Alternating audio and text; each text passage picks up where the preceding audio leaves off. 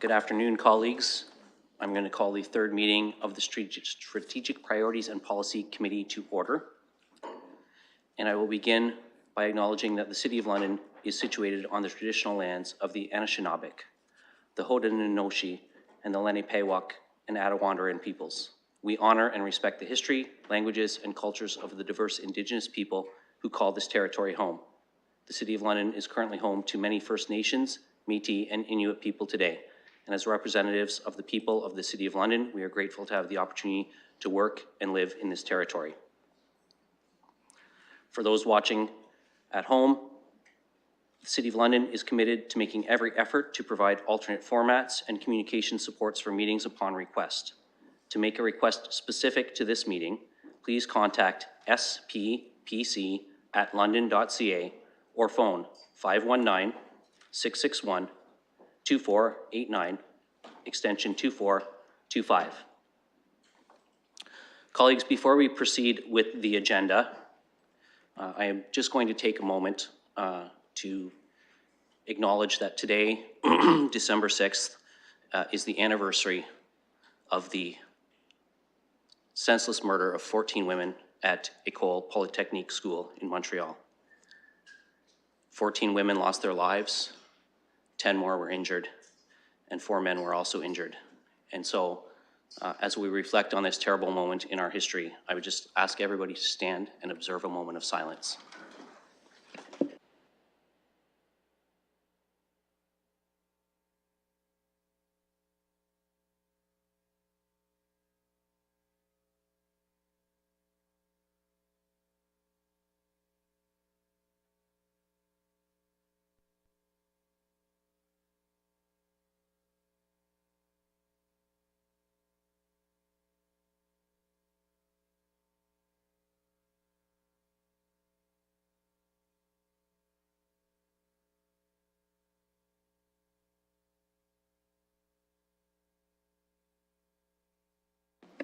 Thank you, everyone. Please be seated.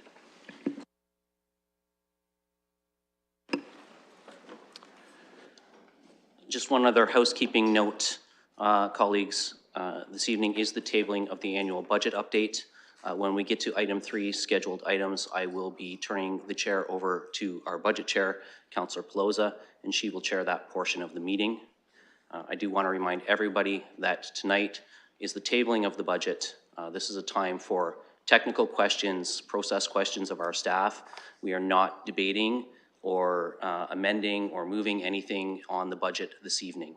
That will proceed through the public participation process and future meetings of this committee and council. And I know Councillor Pelosa will go over that with you when she takes the chair. So we will start with item 1, disclosures of pecuniary interest, and I will look to see if colleagues have any disclosures to make.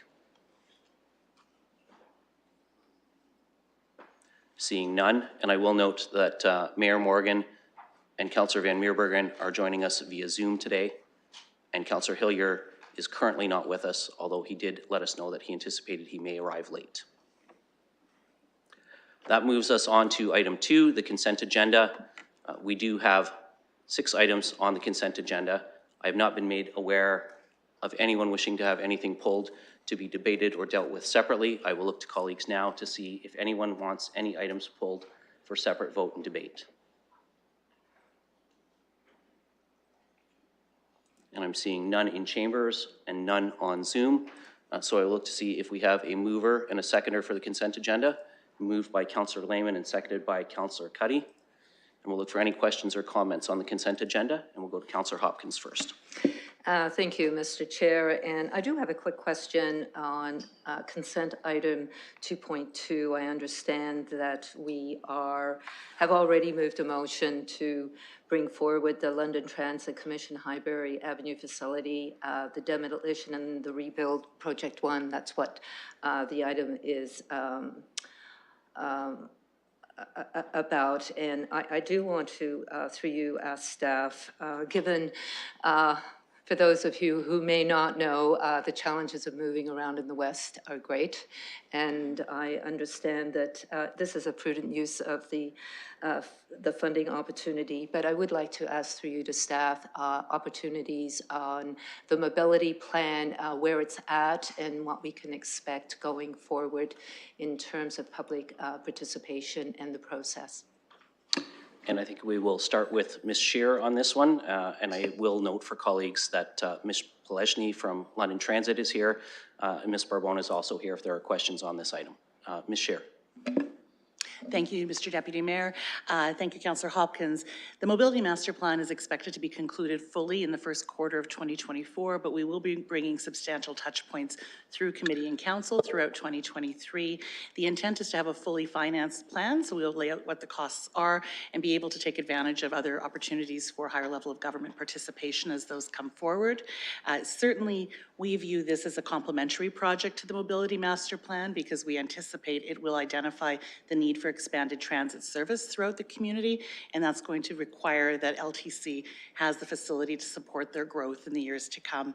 So in terms of public participation, we have done what I think is a bit of a different approach so far in terms of really starting with why do people travel in our city and what their preferences are, and specifically trying to reach out to communities that sometimes don't participate in these conversations. We intend to follow that practice through the rest of the year. We have a number of different ways that we're consulting with people at events, through Get Involved, through some public information centers, and you should see an update on our communication strategy as part of the Civic Works package. That'll be at council next week. Thank you, Ms. Scheer. Councillor Hopkins? Yes, thank you, staff, for the work that you're doing on this one. I think it is going to be an important conversation, especially out in my part of town, and really look forward to that public engagement as well. I think it's really important that we hear from the public on how we move around the city. Thank you. Thank you, Councillor Hopkins. I will note that Councillor Hillier has joined the meeting now and is with us, and we'll go to Mayor Morgan next.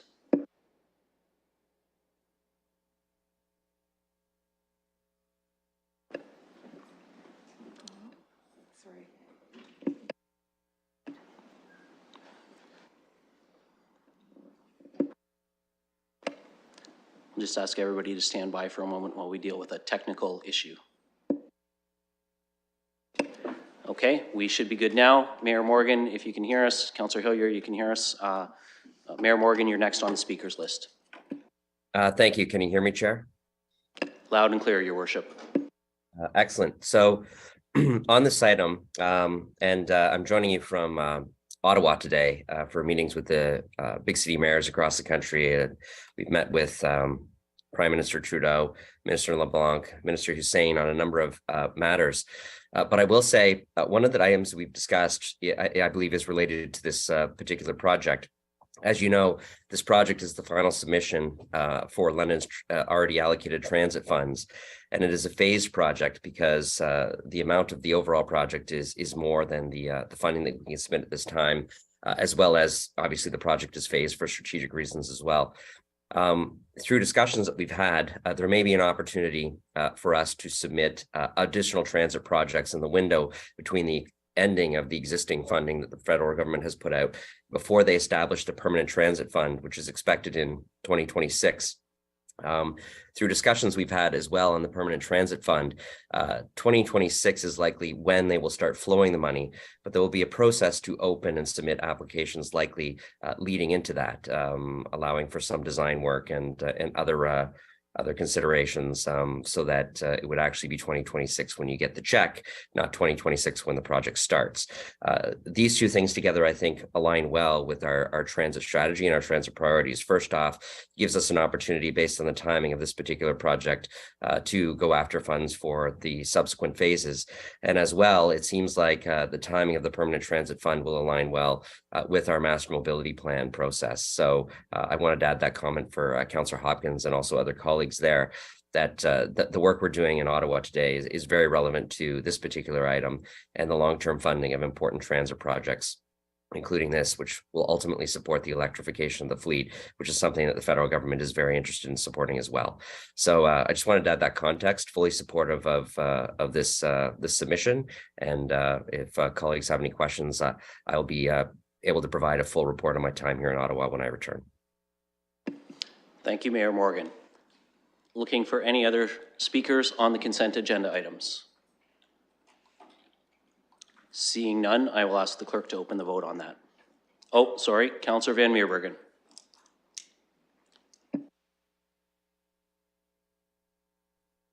Thank you, Chair. I had a question with regard to the reconstruction and rebuild of the transit terminal, but specifically with regard to Wonderland. With this rebuild and reconstruction, how does the Wonderland facility fit in? How is it seen? What is the interplay between the Highbury facility and the Wonderland facility as we go forward with new construction and rebuild and so on? Well, let's ask Ms. Pelechny if she can answer that for you, Councillor. Thank you. Thank you, Deputy Mayor, through the chair. So the Wonderland facility operates as our satellite facility. Currently, we operate about 55 buses out of that facility daily. That facility currently has the capacity for 90 buses, but it can be expanded. We can add storage capacity for an additional 10. So that facility maxes out at 100 buses. The current Highbury facility will hold 185 buses, but this redesign will expand that up to 252. So the combination of the two provides us with the ability to expand our fleet up to 350 buses, which will take us right out to our needs projected out to 2050 if we look at consistent growth with what we've been experiencing in the past. So we do need both of those facilities. The other piece that I'll comment on is the Wonderland facility is where the initial electric buses will be housed and operated out of, because it makes sense to put the infrastructure in that facility, noting that that facility is relatively new, where it doesn't make as much sense, obviously, to put that infrastructure dollars into the Highbury facility when we know it needs to be demolished and retrofitted. So the first 100 buses, the first 100 electric buses in the fleet will operate out of the Wonderland facility. Thank you, Ms. Pelechny. Councillor Van Meerbergen. And so will the Wonderland facility, as you mentioned, it's quite a bit newer. Will the Wonderland facility be getting any kind of upgrade through this current project? Ms. Pelechny.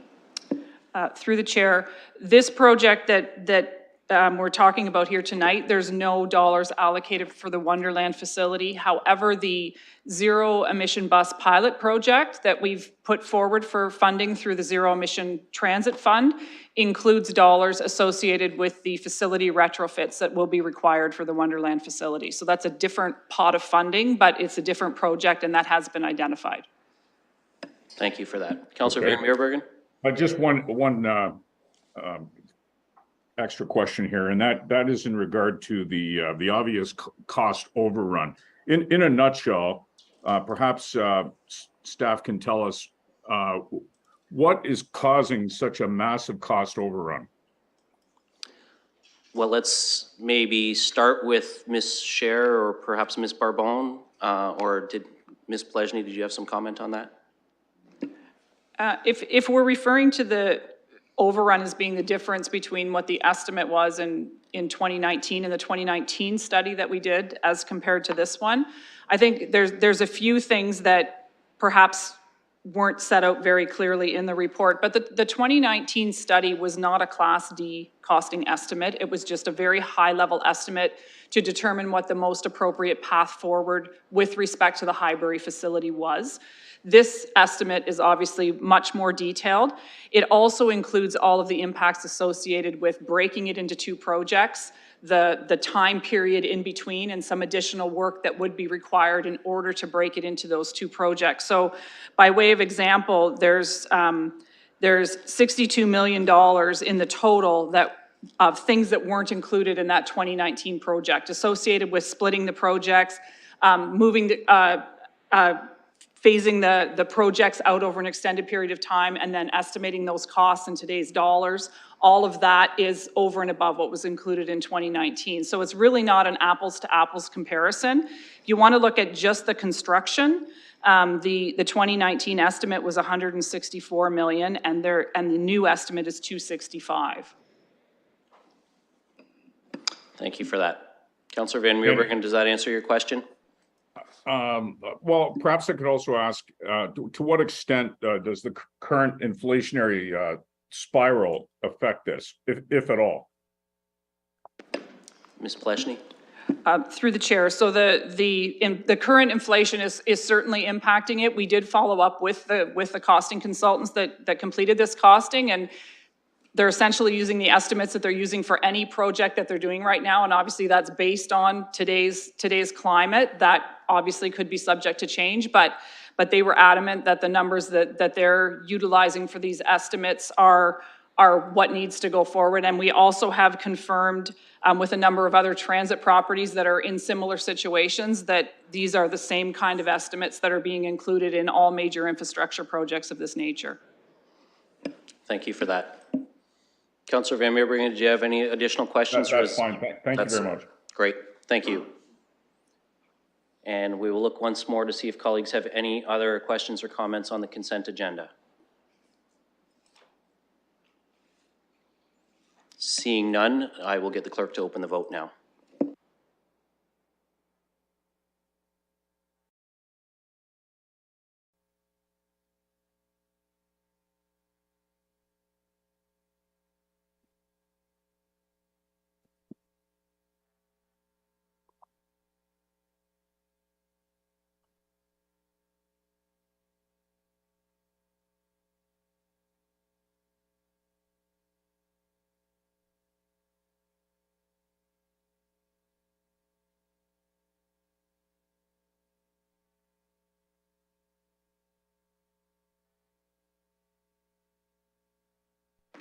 Councillor Van Meerbergen?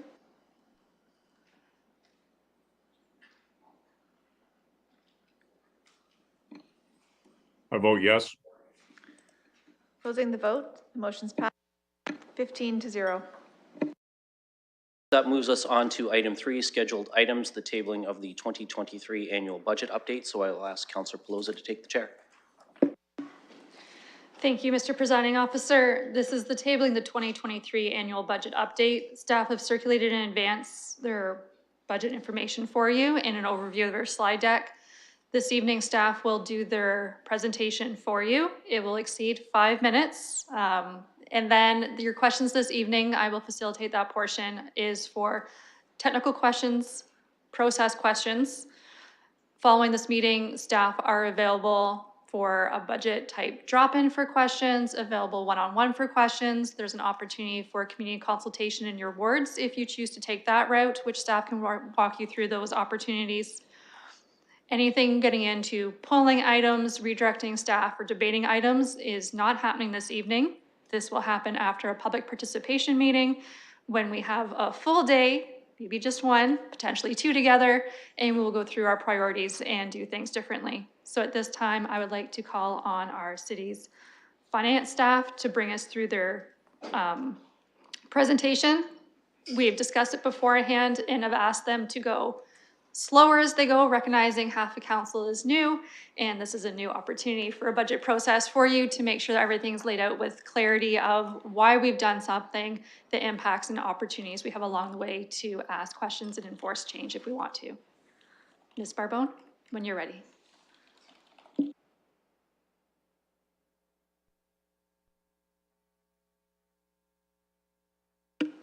Thank you, and through your worship, I am, through the chair, Deputy Mayor, I'm very excited to actually be able to present and walk through for your consideration the 2023 annual budget update.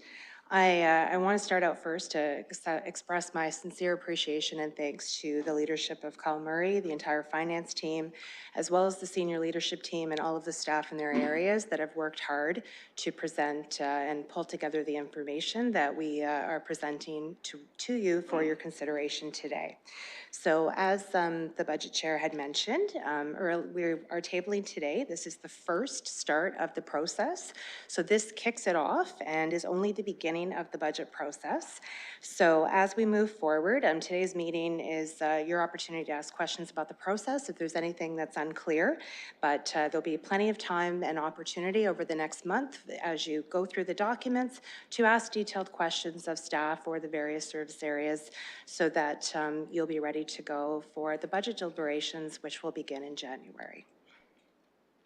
So you will have received a copy of the budget document. So there are 3 budgets: the property tax, the water and wastewater and treatment budgets. They are all contained within the SURLOC, so it's one document.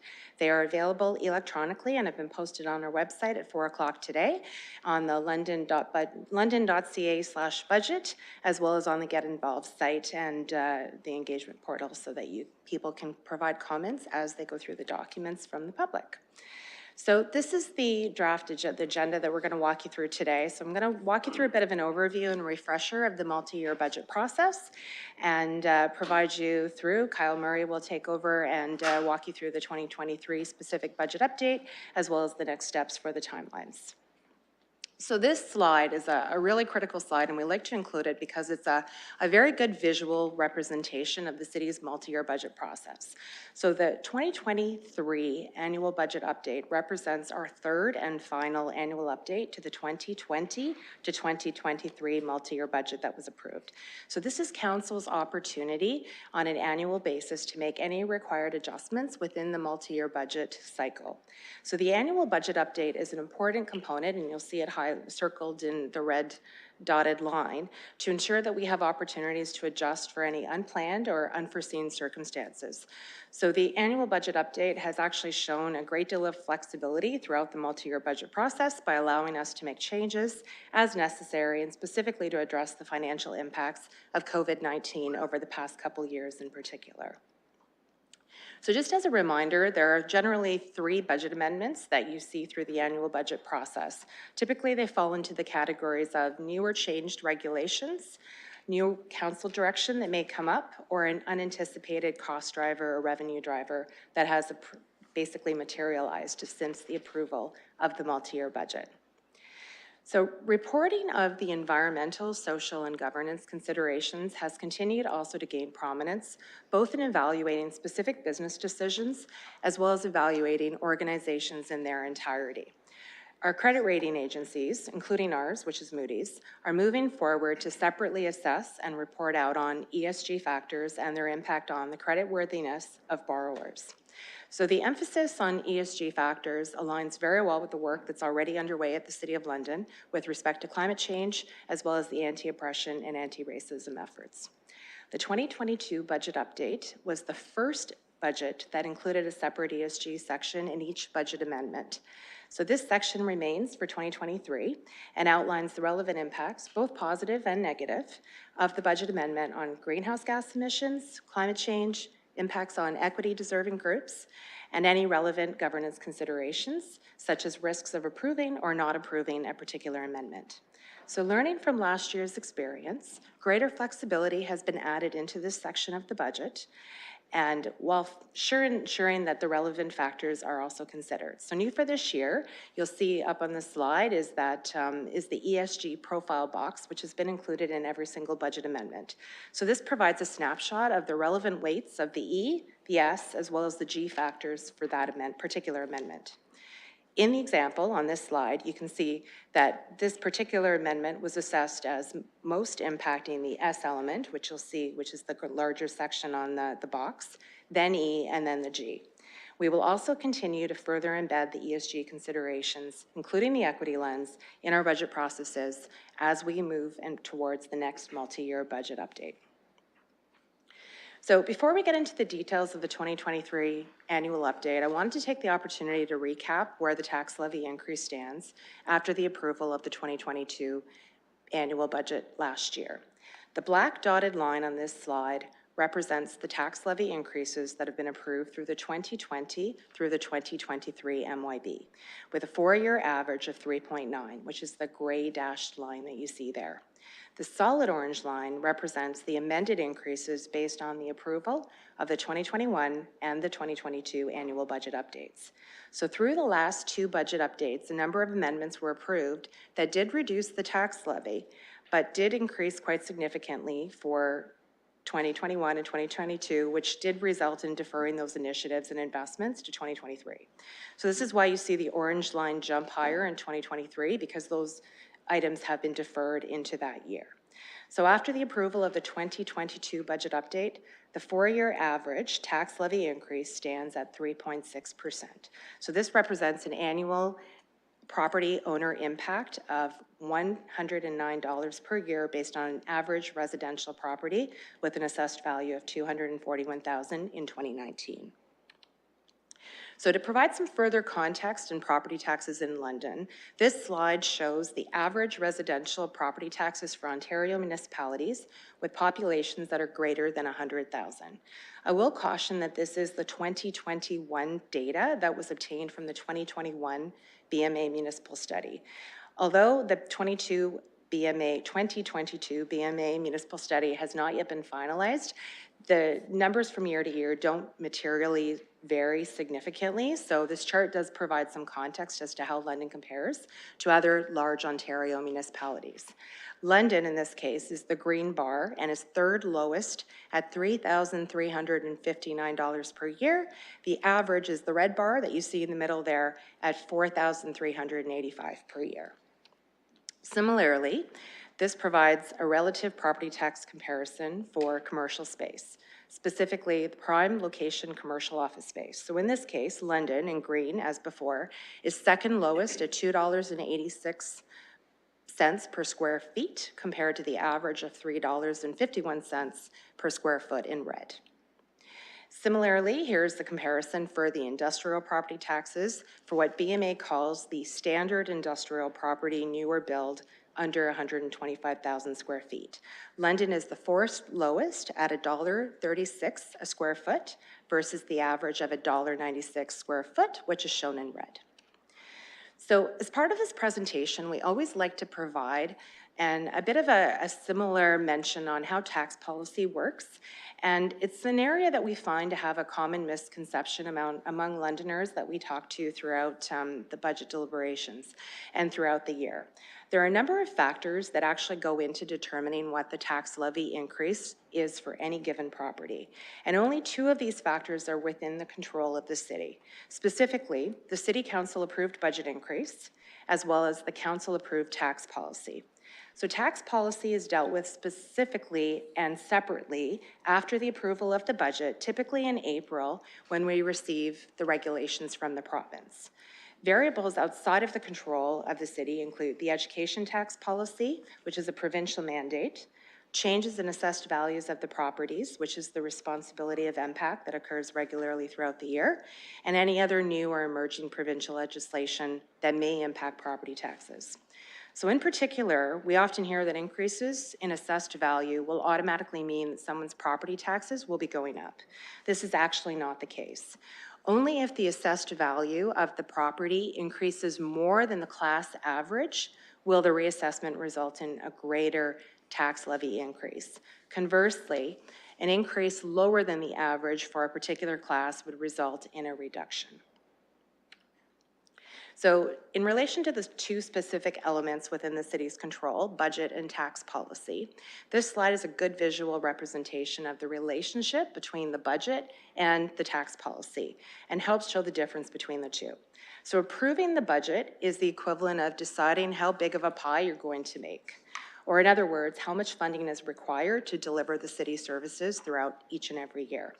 Tax policy is the process which determines how that pie will be sliced among the various classes and ultimately sets out what class pays for how much of the total.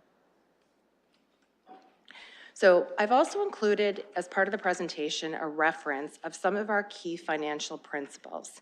As we head into a new budget year and recognizing that many of you may not have seen these before, we think this is a really important reference document. So I'm not going to go through these in detail as part of the presentation, but they are included here for you as well as the public's reference, and you can refer back to them at your convenience. I would also like to mention that we are bringing forward to Council in 2023, in advance of the 2024 to 2027 multi-year budget, the city's strategic financial framework. This is a piece of work that will elaborate on these and other key financial principles in more detail and set the stage for how we will begin to table the multi-year budget. So, and this is just the remainder of the key financial principles. So I'm now going to turn it over to Mr. Kyle Murray, who will walk you through the specific proposed 2023 budget update.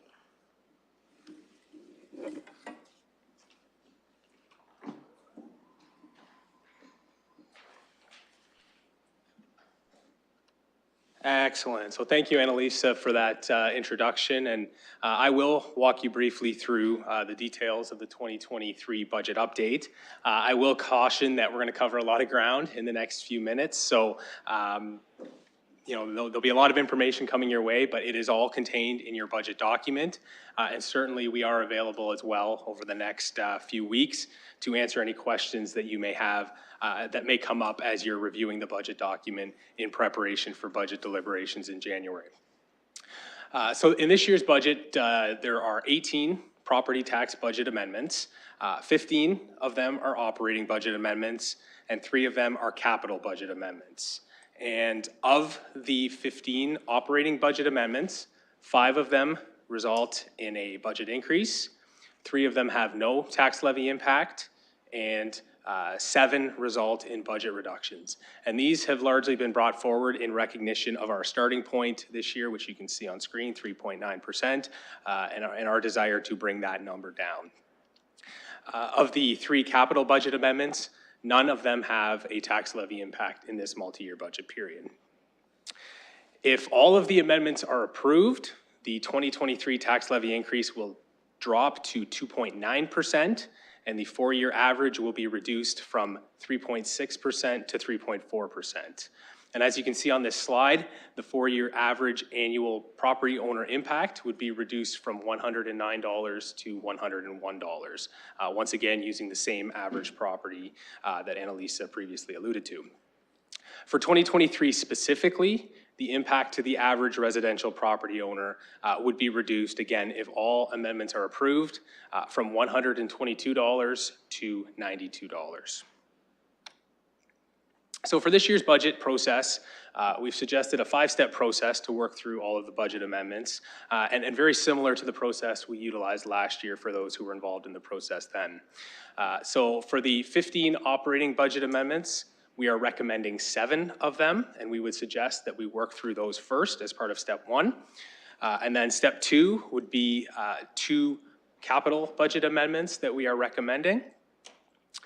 Step 3 would move us on to the remaining 8 operating budget amendments that we've put forward for council's consideration.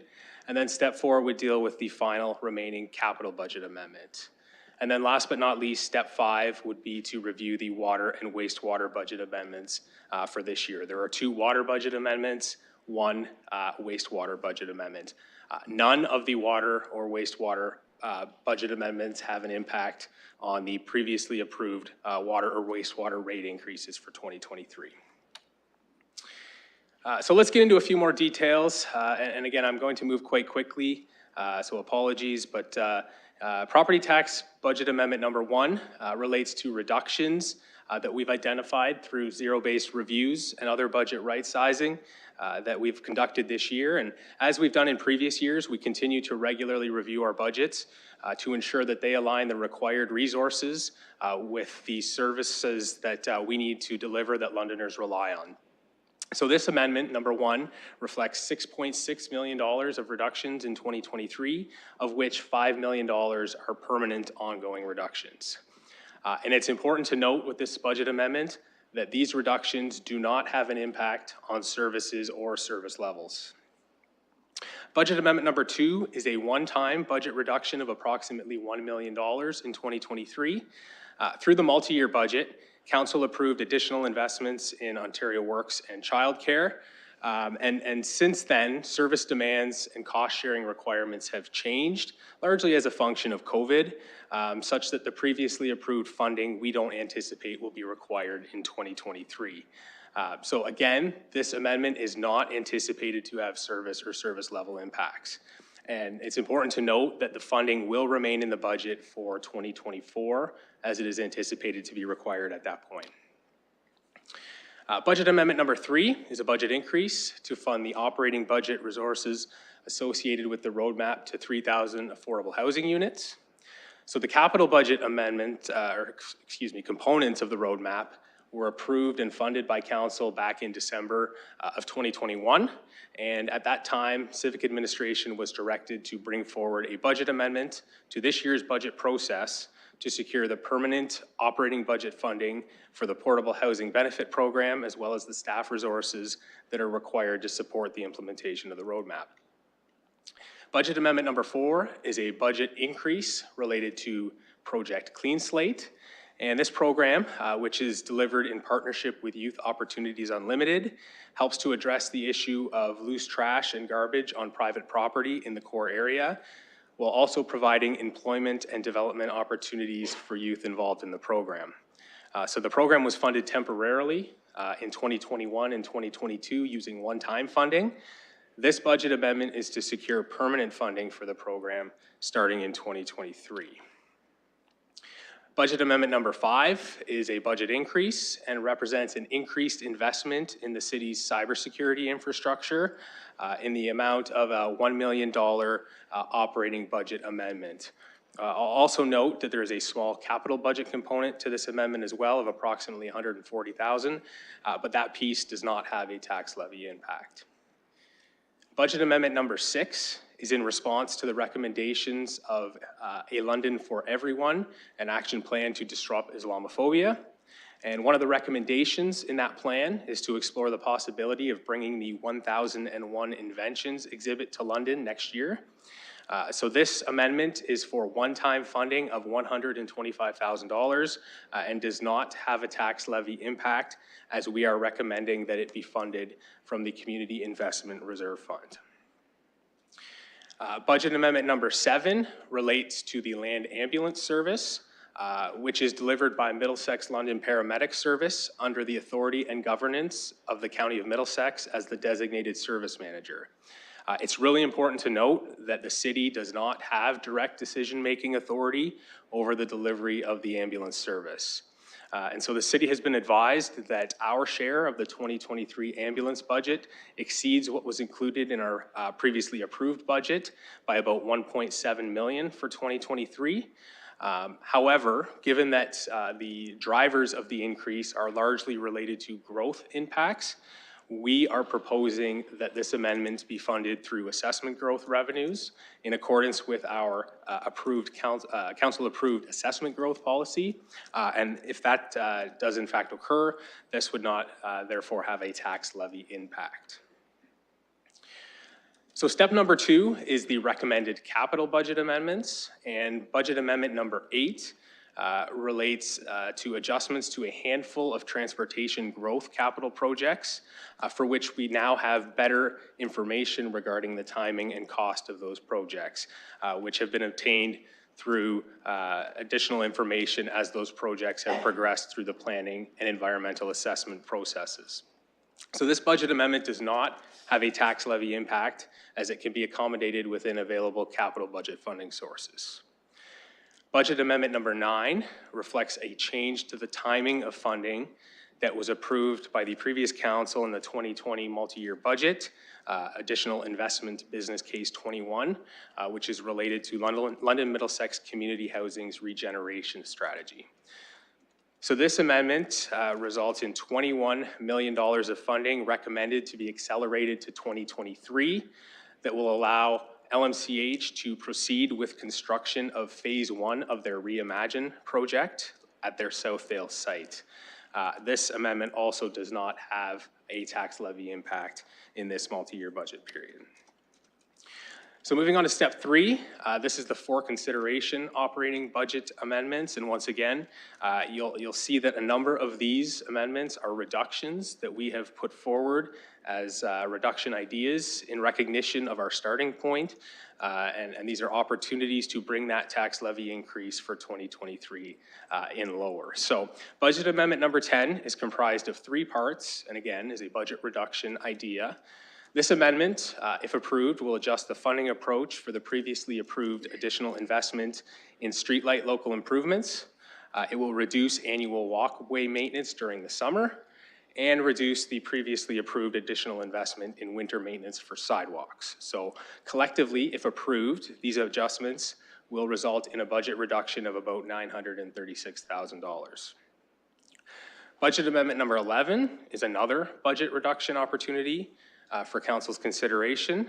This amendment would result in annual savings of $200,000 and could result in changes such as the reduction or elimination of the hanging basket program, potentially winter horticultural displays in the core, and or other horticultural beds that could be grassed in. Budget amendment number 12 is yet another budget reduction idea for council's consideration and represents a reduction to the neighborhood playground program. This would see the program reduced from 22 full-day sites to 10 full-day sites and would result in savings of $250,000 if approved. And budget amendment number 13 is another reduction opportunity related to the elimination of printed council agenda materials. And admittedly, the savings are quite modest in 2023. However, they do increase in future years upon the expiry of the associated contracts for this service. Budget amendment number 14 has been referred to the 2023 budget process from the London Community Grants Program Community Review Panel. So it is a $3 million one-time request from the Humane Society of London and Middlesex to support the construction of their new animal campus. If council wishes to approve this amendment, we are recommending that it be funded from the Community Investment Reserve Fund, resulting in no tax levy impact. Budget amendment number 15 is a referral from the August 2nd council meeting of this year. At that meeting, council directed staff to prepare a budget amendment for this year's budget process to double the tax levy funding for the neighborhood decision-making process from $250,000 per year to $500,000 per year. Budget amendment 16 is in relation to a previous budget request from the Hamilton Road BIA back in October 2021 that was subsequently deferred to be brought forward as an amendment in this year's budget. This amendment is a $100,000 a year permanent request for grant funding from the Hamilton Road BIA. And budget amendment 17 is another potential budget savings opportunity for council's consideration. As part of the multi-year budget, council approved additional funding to address the city's infrastructure gap. This amendment presents council with the option to reduce by half the contribution to the infrastructure gap reserve fund that was approved in the multi-year budget. That was business case 4B. That would be reduced from $1.8 million to $950,000. And finally, the last property tax supported budget amendment is number 18, which is a one-time $150,000 amount to develop a streetscape master plan for Dundas Street in the Argyle BIA area. This was based on previous council direction from August 2nd. So this amendment is proposed also to be funded from the Community Investment Reserve Fund, resulting in no tax levy impact. So now we come to step 5, which is the water and wastewater budget amendments. There are 2 water budget amendments, both capital budget amendments this year. Budget amendment W1 is a 1-year schedule change for the Springbank number 2 reservoir replacement project. That is to avoid conflicting work that is ongoing in 2023 at reservoirs number 1 and 3. Budget amendment W2 is a temporary deferral of a handful of water growth projects that are currently under review through a servicing study to determine their need, scope, and timing. Neither of these 2 amendments have an impact on previously approved water rates for 2023, which are increasing for 2.5% by 2.5% as previously approved by council. There is one capital budget amendment for wastewater this year. So Amendment WWT1 is an $11.5 million increase to the Mud Creek Branch Phase 2 project as a result of the finalization of detailed design for that project, as well as completion of Phase 1 of the project. That resulted in higher than anticipated costs, so we need to bring this amendment forward at this time to secure the necessary funding for Phase 2. To partially offset the impact of this increase in 2023, this amendment also includes 2 other capital projects recommended for deferral to offset the impact of the increase. The changes outlined in this amendment, similar to the water amendments, the changes in the wastewater amendment can be accommodated within existing capital budget funding sources and do not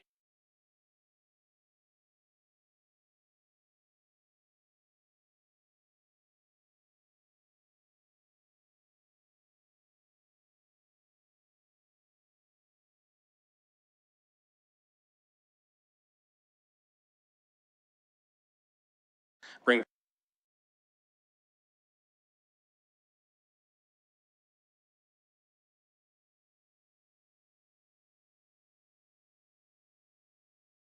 our mid-year monitoring report in September. We're expecting lost revenues and additional costs for this year to be in the order of probably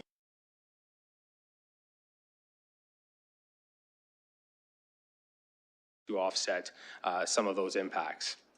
And we do anticipate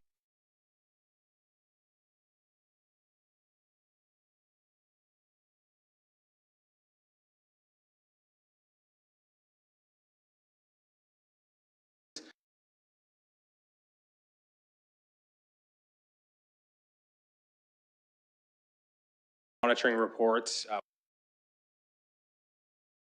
reserve,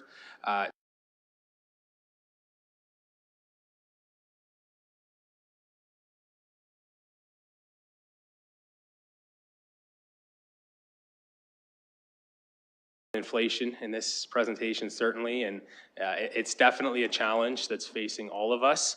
The city is no different. Certainly, what we buy through our budget is going to be very different than what you or I purchase as consumers.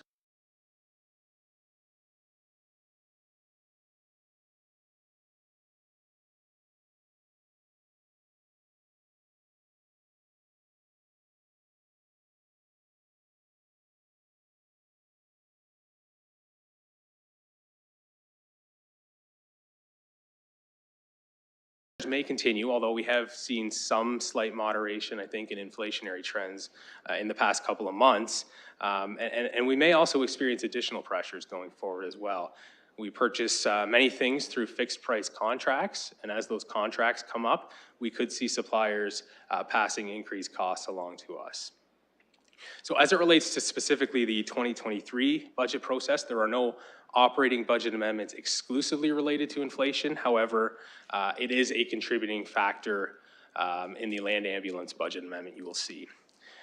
So as I mentioned, we have over the past couple of years strategically set aside funds in our contingency reserves. These savings remain available to mitigate inflationary pressures through 2023 and until we can get into the development and approval of the next multi-year budget. On the capital budget side of things, it's definitely been more pronounced. The inflation has been. Obviously, supply chain disruptions, increased demand for raw materials. I think that has all contributed to the inflation that we've seen impacting our capital plans. And we did include, just to be very clear, we did include inflation in our capital plans in our multi-year budget.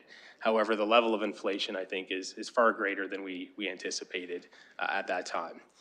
So as I alluded to already, we have included some budget amendments in this year's budget to secure additional funding for a number of capital projects that are being impacted by inflation and that need to move forward imminently in 2023. By addressing those projects in this budget update, we also buy ourselves some time to see how things play out as far as inflationary pressures are concerned over the coming months. We're hoping that they continue to moderate based on easing supply chain pressures and potentially further interest rate increases by central banks as well. So depending on how inflation progresses, the multi-year budget will really be our best opportunity to make more significant changes to our capital budget and 10-year capital plan. Finally, a brief note about Bill 23 as well, which is the More Homes Built Faster Act. So as committee heard at the November 22nd SPPC meeting, there are a number of legislative changes through Bill 23 that could have significant financial impacts to the city. To be clear, given the timing and the uncertainty of this legislation, there is nothing in the 2023 budget update related to Bill 23. If necessary, we may need to incorporate changes in the multi-year budget once those impacts are better known. In terms of the key dates upcoming in the budget process, so the next committee meeting will be the public participation meeting on January the 17th. We will then get into budget deliberations on January 26th. Then we also have January 27th set aside as well if we need it. And we're working towards final approval of the budget at council on February the 14th.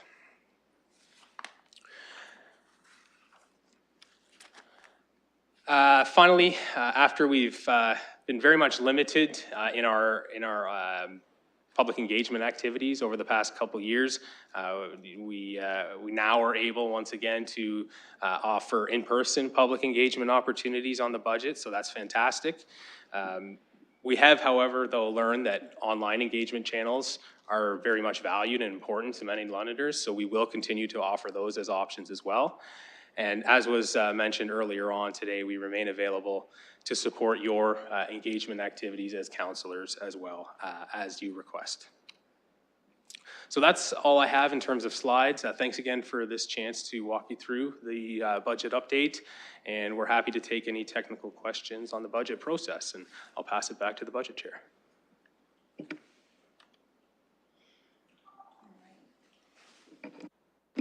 Thank you, Mr. Murray, and Ms. Barbone, and to your teams and the senior leadership for such a comprehensive report. As always, to council colleagues, this is how the update goes and basically how the multi-year budget goes. So this is how we spend our time together. For anyone who prefers for this process a bound copy of the budget, everything's in one booklet.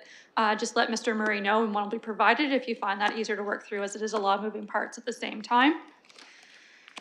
For colleagues, as you look through and consider considerations that you might want to discuss in January, every $750,000 is a 0.1% impact to the budget, just to give you an idea of when you go through your numbers. The public participation meeting that we'll receive in January 17th, any residents who you come across who would like to participate, it can be virtual or in person here at City Hall. And for colleagues, that will be a longer evening for us, potentially. A meal will be provided at the appropriate time to keep us fueled as we go, as will our budget deliberations are on the 26th and 27th, as those would be, do reserve them as a full day right now in your calendars. My speakers list, I'm not sure how long it's going to be, but please be concise and recognize these are technical and procedural questions only at this time. If you're having trouble finding something of where it might be buried in the budget, absolutely ask that now. And if you have questions about the process, please, I will start my councillor speaking list with Councillor Trosso, followed by Deputy Mayor Lewis. Thank you very much. And through the chair, just a couple of very brief questions. The first one really is, I really like the way you've presented this. Is this going to be available in all of the branch libraries and maybe at the desk of rec centers so people can use this format instead of having to go online?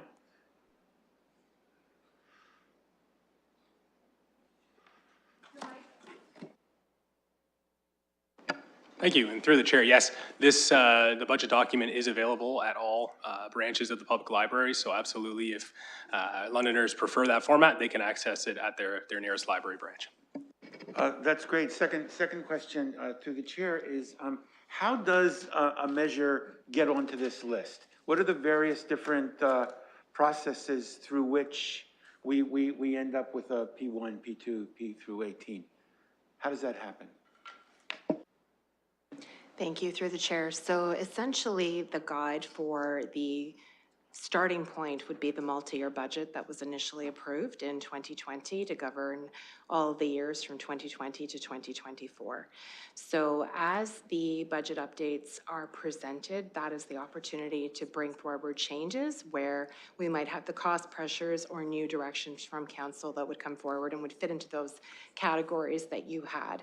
So essentially, through the update process, as we've made changes to reflect either service level impacts because of COVID, where things could not be done and had to be deferred. That was an opportunity for some changes from 2021 and 22 to be brought forward. The second piece is that noting that the starting point after the 2022 budget was 3.9%. That was certainly something that civic administration felt would be too high to present as is towards council. So a number of these changes are cost pressures that came forward. The land ambulance is a perfect example. That was something that came forward that we needed to put forward. We have to pay the bill. That doesn't give us a lot of discretion. So knowing some of the challenges, civic administration has a very our key purpose, and one of the things the multi-year budget has allowed us to do is to do service reviews and look at opportunities for cost effectiveness and efficiencies that we can reflect in the budget. So that's something which is the very first budget amendment. The remainder are really trying to reflect a large number of them cost pressures that have come to our attention since the last approval. Civic administration's attempt to provide options for council to bring in and approve a much lower tax levy, noting that 3.9% in today's inflationary environment may be a little bit challenging for the taxpayers. Thank you very much. Next question. I don't see anything on here about the increase in police personnel. Should I assume that's because it's not in this budget and it's going into 2024?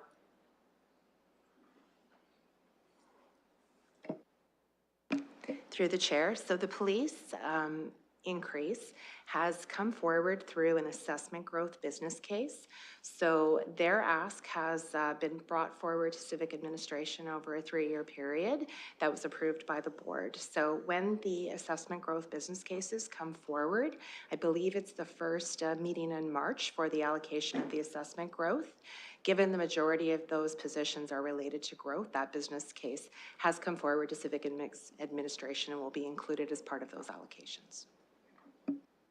So those potential increases, which would happen if at all over the next year, are not reflected in this budget, nor are they reflected in the per property assessment. So assessment growth, we have an assessment growth policy, so that is the new growth, and we have an allocation, so that is separate and apart from the budget process. So business cases come forward that reflect the operating costs of a growing city, and police have put forward their assessment growth business case to go towards the assessment growth allocation. So that is the revenue that has been generated from new subdivisions that have come forward. So it will not impact the tax levy through the budget process and will be recognized through the March report. Thank you. And finally, my last one is on slide 32, the financial impacts of Bill 23. Preliminary projections indicate financial impacts over a 5-year period. When does that 5-year period begin to run? So the development charge study runs and starts in 2025. So we're working on the next background study right now. So one of the things that we're looking at assessing the impacts, and if there are things that we need to do, we have the multi-year budget to approve. But 2024 is when our current development charge bylaw is scheduled to be ended, and then we would begin the 2025 with a new one. So even if Bill 23 becomes into effect and there's no offset which is being discussed, there'll be no effect on this 2023 document. Through the chair, so if there is a 2023 impact, that is something that we have a growth management strategy that does allow us, if there is insufficient revenue, to make adjustments in year if that is required. So at this point, we do have some processes to deal with that if there are short-term implications, but we believe the majority of the year we will not have to make any adjustments, and we're still trying to assess exactly what the cost impacts are and how much will potentially come forward. So we have a few avenues if there is something that needs to be addressed that we can do throughout 2023. Thank you. Just a reminder to please go through the chair. I realize I'm not in the center seat and my microphone is first come, first served. Next on my speakers list is Deputy Mayor Lewis. Thank you, Madam Chair, and through you, I'll just be very brief. One of the things that I found helpful in the beginning was actually a YouTube video that was created by our finance department. So through you to our staff, I would just like to ask if they can please circulate a link to that to all members of council. I think it'd be very helpful for all of us, just as a refresher for those of us who have been here a while, and for those who are new, a good starting point for a budget 101 on how MPAC changes and our property tax rate are not actually tied, as Ms. Barbone related in her comments earlier. Thank you for that, and that was certainly something that we heard, or I heard throughout the election too, of MPAC and what happens when it catches up. We'd never be able to afford our houses. It's more the issue of how much money we need to deliver services versus the percentage that we need to deliver to do it. Councillor Hopkins, were you next? Yes, and just as a follow-up through the chair, maybe this is to staff. As we know, MPAC is an uncontrollable, we're not part of that determination of the value of that home. I wonder if you can assist through the chair how we can do a better job explaining to the public the numbers that we use. We heard in the presentation, and by the way, thank you very much for the presentation. It's always good to have this tabling and to get us focused in how we move forward. But the question was around the increase as we look at 2023, going from up to about $109 based on a value of $241,000 based on 2019 numbers. How can we explain that to the public, sort of, so they can understand exactly what amounts we're using and the reasons why we are using these numbers? If I could just, through the chair, have an explanation. Thank you. Thank you. Through the chair. So we do send out with the tax bills, there is a brochure that I think does provide a little bit of an explanation. So that's certainly one avenue to assist when you do have questions. Certainly, we also have, we can provide the link as well. There has been recently done an MPAC video that they put out that actually does that very thing to talk about assessment and how that ties into the valuation and how you pay taxes and how that works. It's just recently something that they've done and updated. It's similar to one of the ones that we have on our Finance Flicks as well, but I think might be helpful if you're looking to provide education to help the taxpayers and your constituents understand what that how that works together. And certainly we're, if there's questions or if they need additional assistance, we're willing, the tax office can support you in having those conversations, particularly where you have questions that are specifically to a specific property, because sometimes there could be other things going on, and that's certainly something we can provide assistance with. Councillor Hopkins? And a quick follow-up to that, the 2019 value of the home that we're using for the 2023 budget. Was that the last time MPAC made their assessments, and just want a better understanding? Through the chair, the last time MPAC actually did a reassessment was in 2016. So those values are phased in over a 4-year period. We chose 2019 as the year because that was the last average taxation assessment that we had on that roll when we presented the multi-year budget in 2020.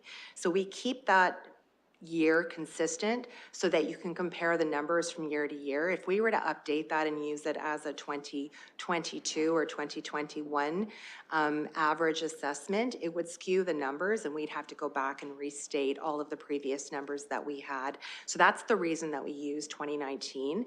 So if we were to update it, we would retroactively update all the rest so that you have, you know, an apples to apples comparison throughout. So right now, the values are still based on the original impact reassessment. We are still waiting to find out when that next reassessment is going to occur. That was deferred because of COVID. So we're hopeful that in the next year, we will get more definitive details of when that is, and there'll be a great deal of communication that will come from impact directly, but also which we will supplement to support the council and the public through that change. Councillor? Thank you. I'll request of staff then, since you're sending us an email anyways, to send the video link to what Councillor Lewis had asked for, or Deputy Mayor Lewis had asked for, and the wonderful one you just recommended from MPAC, just to help councillors find them easily for resident engagement. Councillor McAllister. Thank you, and through the chair, I had a question regarding the public engagement component of this process. And I was wondering, in terms of the feedback that's received from the public, how it's presented to council, and also adding to that, in terms of meetings with community groups, I see that it's listed as requested, but is there a timeline in terms of when we request that from city staff, and how quickly can we get one of those organized? Thank you.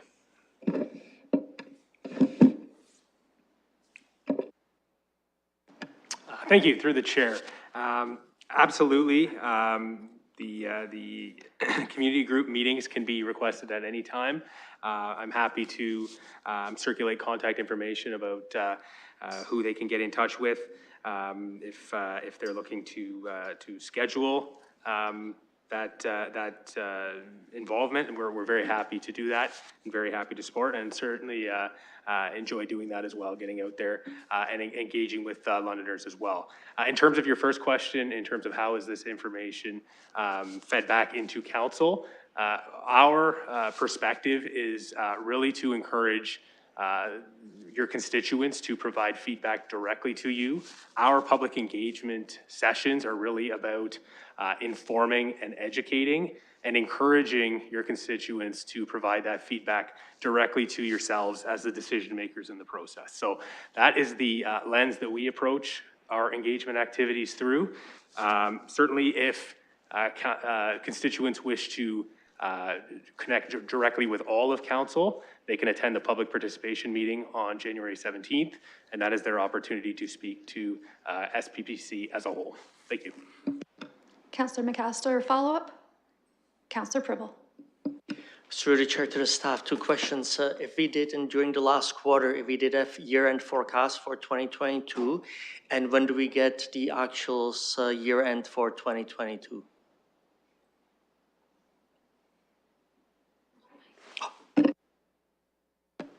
Through the chair. So our year-end monitoring report will be brought forward to committee in April, in all likelihood. So we will not be finalizing our numbers for 2022 until February, likely. So typically that report then follows approximately a couple months later once we have final numbers and can summarize that for council. So approximately the April timeframe. One follow-up through the chair, in terms of the forecast, do we do them periodically throughout the year, and which month, and do we have projections for the year end 2022, all 2022? Absolutely, through the chair. So we constantly monitor our budgets monthly. Our budget monitoring process is very much an ongoing process. In terms of the formal reporting to committee and council, that happens twice per year through our mid-year monitoring report that typically comes forward in September, and then our year-end monitoring report that comes forward, as I mentioned, in April. So the formal reporting is twice per year, but we are doing it on a regular ongoing basis. In terms of our forecast for 2022, based on what we reported at our mid-year monitoring report, that was approximately an $8 million surplus, a little bit more than $8 million that we're anticipating for 2022. So that's our best estimate, at least at this point in time. Thanks. Thank you. Looking forward to any other colleagues who have questions or comments that are technical or procedural in nature in regards to the 2023 budget update. Okay, seeing none, I will look for a mover of the recommendation that's on our screen, that the draft budget documents be referred to the 2020-2023 multi-year annual budget update process, and a Part B, that the overview presentation as appended to the added agenda by the Deputy City Manager, Finance Supports, with respect to the 2023 budget update be received. Looking for a mover, moved by Deputy Mayor Lewis, seconded by Councillor Cuddy. Calling the question.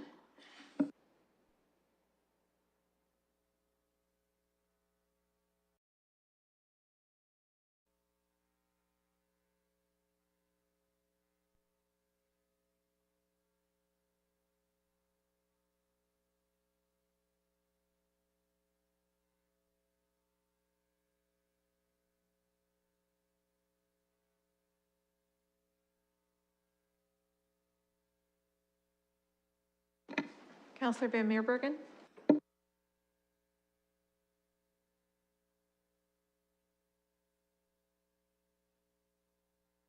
I vote yes.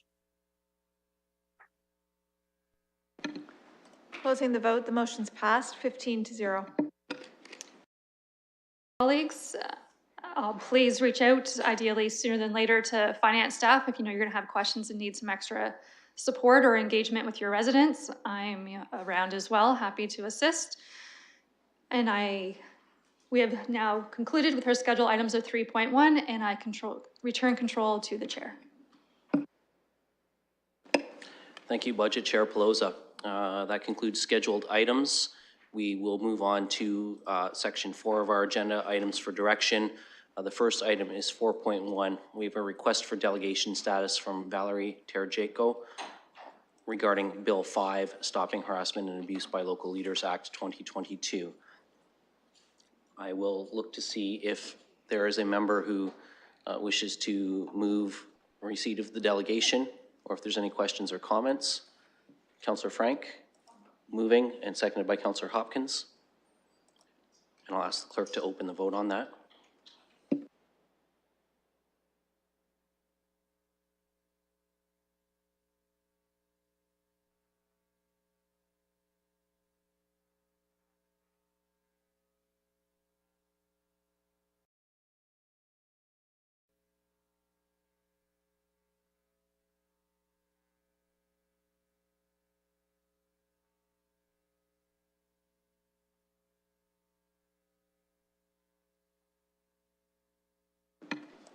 Closing the vote, the motion's passed, 15-0.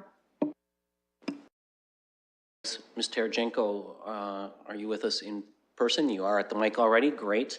I will just advise you, you have 5 minutes. At 30 seconds, I will just interject and say 30 seconds. Please don't let that throw you. Continue on with your comments if you're still commenting at that time, and then I'll let you know when your time is up. So if you would just give us your name and address officially for the record to start, and then we can begin. It's Valerie Terjayko, 338 William Street, Cambridge, Ontario, and 3H3W3. Good evening, Mayor Morgan, Deputy Mayor Lewis, and Council. My name is Valerie Terjayko, and I'm here representing the Women of Ontario Say No, a growing collaborative of men, women, people, organizations, groups that care deeply about basic human rights in the workplace. In this case, protection of the right not to be harassed by an elected member of council. In March 2021, Orleans Member of Provincial Parliament Stephen Blaise put forward a bill, the Stopping Harassment and Abuse by Local Leaders Act. The bill was brought forward to introduce legislation that would deter municipal councillors and board members from engaging in harassment by holding them to account for their actions, including creating a process to remove them from office. The bill requires that codes of conduct for municipal councillors and members of local boards include requirements for those councillors and members to comply with workplace violence and harassment policies, and creates an integrity commissioner and judicial process to remove them from office for egregious acts of sexual, emotional, and psychological misconduct. The bill was reintroduced in October of last year as Bill 10. In his address to the House, Mr. Blaise conveyed the urgency to prioritize and pass this legislation before the most recent provincial election to ensure it was in full effect prior to upcoming municipal elections. The legislation died on the floor when the provincial election was called and has since been reintroduced as Bill 5 in August. It is nonpartisan and had all party support. If the legislation had passed, it may have affected who was able to run in this most recent election, a change that would have supported candidates that had baseline personal conduct of not perpetuating egregious acts of harassment to municipal staff or fellow colleagues. In slide 2, there are so many good people that serve the people as elected representatives. However, like every sector, there are people who are guilty of perpetuating harassment in the workplace. One doesn't have to look far to find examples such as Barrie, Ottawa, Mississauga, Brampton that were cited by MPP Blaise as to why this legislation is so necessary. In fact, the number of examples have only increased since the bill was last on the floor.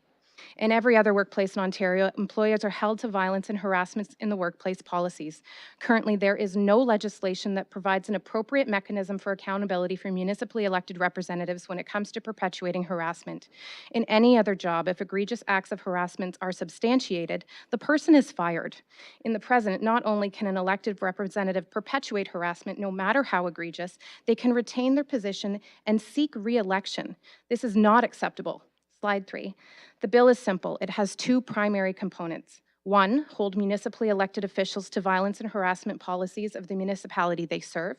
And two, create a process by which the Integrity Commissioner can apply to the courts to vacate a position for substantiated acts of egregious harassment. All claims need to be substantiated, like in any other workplace HR department, and only in those instances where harassment was deemed egregious would an application to the courts be made for removal. If removed, the person would not be eligible to pursue subsequent re-election or be appointed to the council or local board. This is the same consequence applied to candidates who fail to file a financial statement for their election campaign. It's hard to stand here and try to rationalize how a lack of financial disclosure warrants penalty, while councillors guilty of egregious harassment can pursue re-election carte blanche. Something's wrong with this picture. In slide 4, today we are here to advocate for your support of your workplace safety. As elected leaders of your community, you are responsible for ensuring basic human rights are respected and protected. This bill is the foundation. We're asking Council to pass a motion to endorse Bill 5 and to write a letter of support circulated to your local MPP, Premier Doug Ford, the Minister of Municipal Affairs and Housing, Steve Clark, the Association of Municipalities of Ontario, and the MPP for Orleans, Stephen Blaise. I'm happy to report that should Council choose to pass this motion, they'll be joining the ranks of 17 other municipalities, including Barrie, Ottawa, Woodstock, Collingwood, to name a few, with deputations planned to every single municipality in the province. You'll also be joining me and every other victim of harassment and violence in the province. I'm a Londoner born and raised, and I love this city. For most who know me, I moved from this city in early 2012 for a job opportunity in Toronto, but I have another truth. I also moved out because of crippling fear. I was a victim of ongoing harassment and stalking at my home and workplace. And like the vast majority of victims, I did not report it until it was too late. I was violently assaulted by my perpetrator one long traumatic night in 2011. I pressed charges.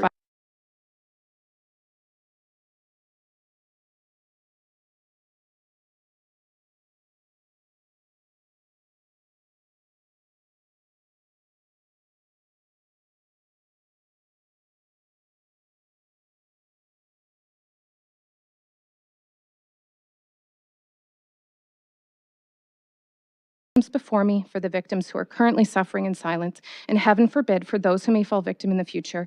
And I hope that all these victims will have a voice and we can shine a light on the vulnerability of every person who does not have protection. Every voice matters. We look to you, elected leaders of your communities, to do just that and lead and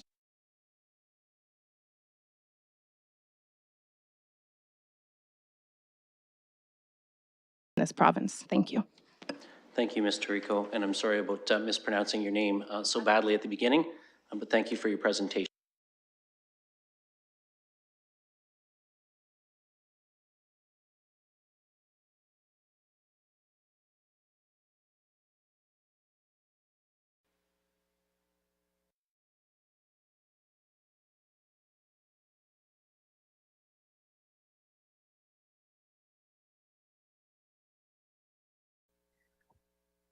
Yes, thank you, Chair. So I want to mention a couple of things. to colleagues. First off, what is being requested here is not out of alignment with previous requests that the municipal council has made of the provincial government to strengthen the penalties associated with holding councillors to account for not only situations of workplace violence and harassment, but of various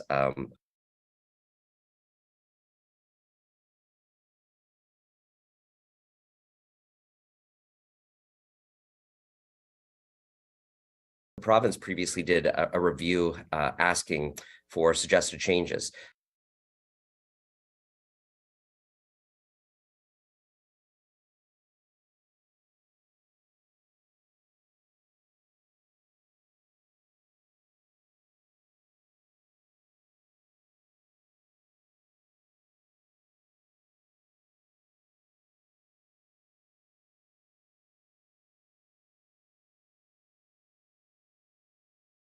The situation and makes a recommendation and can even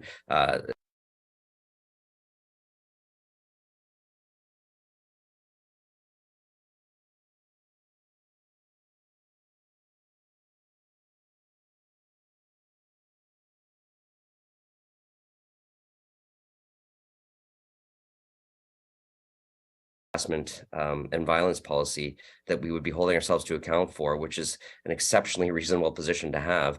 I would be very pleased to move a motion to support and add our name to the list of those municipalities who support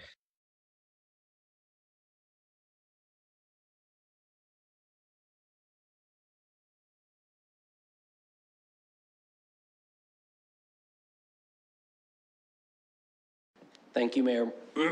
Sorry, thank you, Mayor Morgan.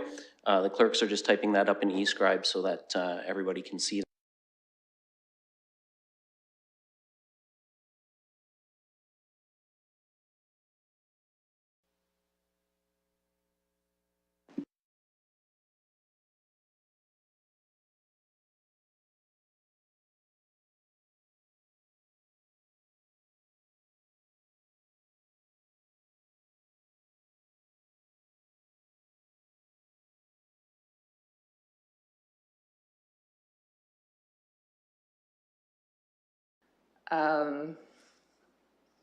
What is important is that this bill keeps going. You mentioned that it stopped.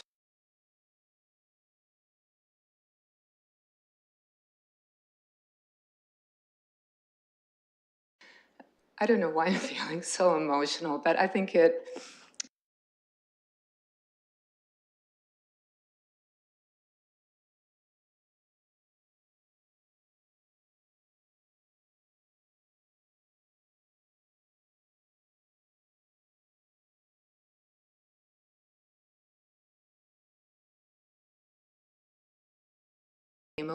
the mayor mentioned how we can look at giving more strength to the integrity commissioner. There's really no teeth in that, and I think there was a consensus at AMO's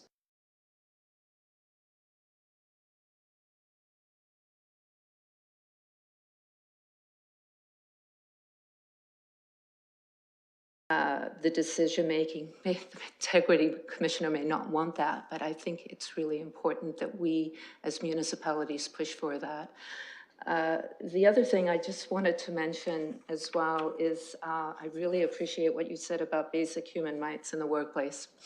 This is just not about women, it is about men as well. So thank you for being here. Thank you, Councillor Hopkins. Any other speakers?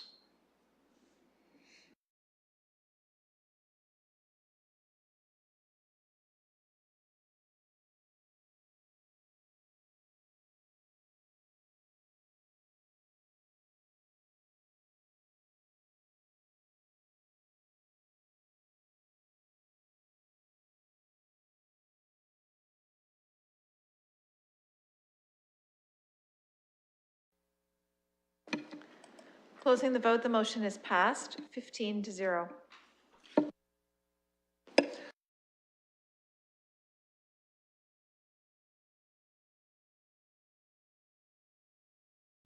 Moving on, item 4.2 on our agenda is the City of London corporate growth projections for 2021 to 2051. We have the report. We also have a presentation from staff, and so we will turn it over to staff now to make their presentation. Through the chair, thank you very much for this opportunity to speak today to this very important work. It does impact a lot of the different projects that we work on as far as our organization, and a lot of time has gone into being able to prepare this work for you. So today, Travis Macbeth will be here to provide a brief presentation. He'll provide some background on the development of the growth projections and how they were established, the role of growth projections.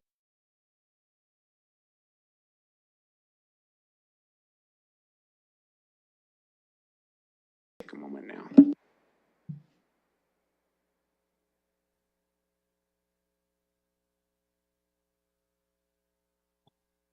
Thank you, through the chair. I hope, are you able to hear me there? Yes. Okay. Loud and clear. Okay. So before you this evening is a report regarding the growth projections 2021 to 2051. These are coordinated projections to be used in various city initiatives by different service areas. You'll see on slide 2, the growth projections are prepared for future employment, population, housing units, and floor space for non-residential uses, so industrial, commercial, and institutional uses. The growth projections are for a 30-year time horizon, and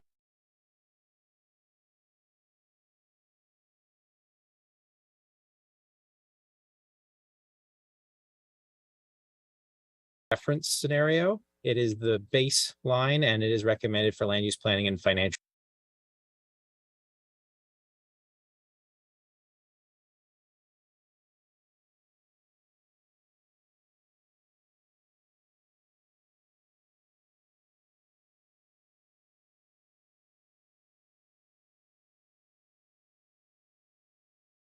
economic, demographic, and construction trends.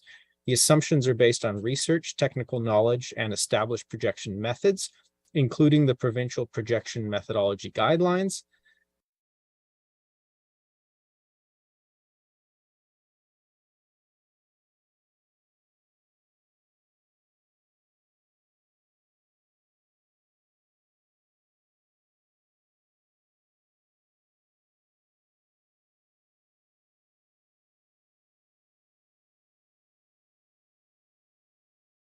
Development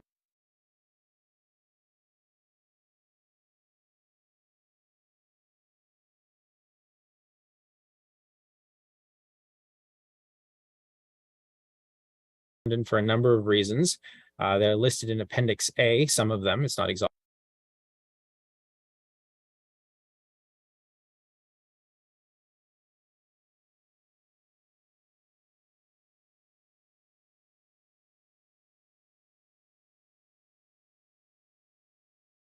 As well as capital planning for transportation and mobility master planning, community facilities such as parks and recreation, and budgeting for resources like water and wastewater, as well as other uses. If we look to slide 5, it's important to note the difference between growth projections and growth forecasts. So as noted before, projections are informed estimates of growth based on macroeconomic outlooks and demographics and other aspects of the guidelines. It's a defensible methodology, and it's updated approximately every 5 years to course correct based on emerging trends that might happen in the economy or demographics. Whereas targets are an aspirational goal with a desired rate of growth. Recent changes to legislation, including Bill 23, as well as many others, are intended by the province to enable that desired growth. The targets are also set to encourage actions that can influence growth.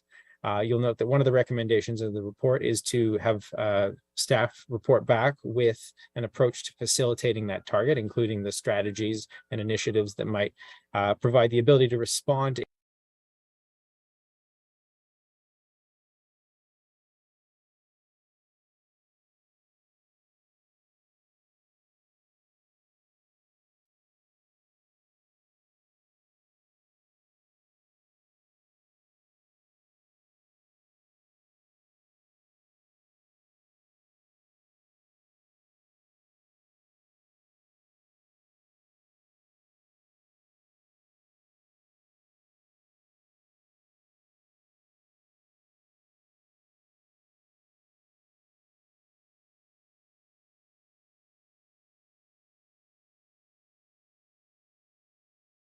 Next on slide 7, there are implications of selecting the high scenario.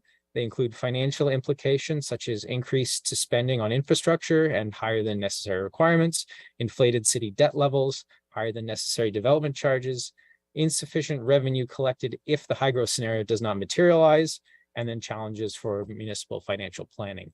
For land use planning implications of the high scenario, it creates expectations about when lands might become available for development. There's the potential for an excessive expansion to the urban area and a related loss of prime agricultural land. And there's also, if the high scenario is challenged at the Ontario Lands Tribunal, it may be less defensible. In sum, slide 8 includes the recommendations, which are that the staff report and Watson reports be received for information, that the reference scenario be endorsed for City of London corporate corporate growth forecasts, including but not limited to those Planning Act and Development Charges Act initiatives, and that administration be directed to report back to the Planning and Environment Committee outlining that approach to the provincial housing target, which is separate from the forecast. Thank you. Thank you, Mr. Macbeth. And we also have a presentation from Watson and Associates, and so I'll ask them to come forward now to make that presentation. Thank you very much. Good evening, Mr. Chair, members of committee, and city staff. It's a pleasure to be able to speak to you with regard to the key findings of our report of the City of London Growth Projections update for 2022. I'm going to provide about a 10-minute presentation to walk you through these key findings.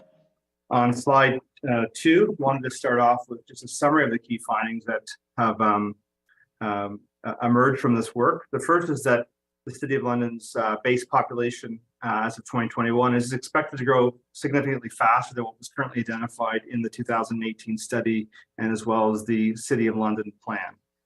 The previous study that we completed in 2018 forecasted an annual growth rate of about 0.8% to a population of about 504,000 by 2044. This forecast identifies an annual growth rate between 1.1% under the low scenario to 1.5% under the high scenario, reaching a total population of just over 601,000 by 2051 under the low scenario to just over 692,000 under the high scenario. The higher rate of population growth that we've identified is anticipated to be driven by increases in both international and domestic net migration within the City of London and the surrounding area. On slide 3, I want to just speak to the economic model that ultimately we use to project population and employment growth.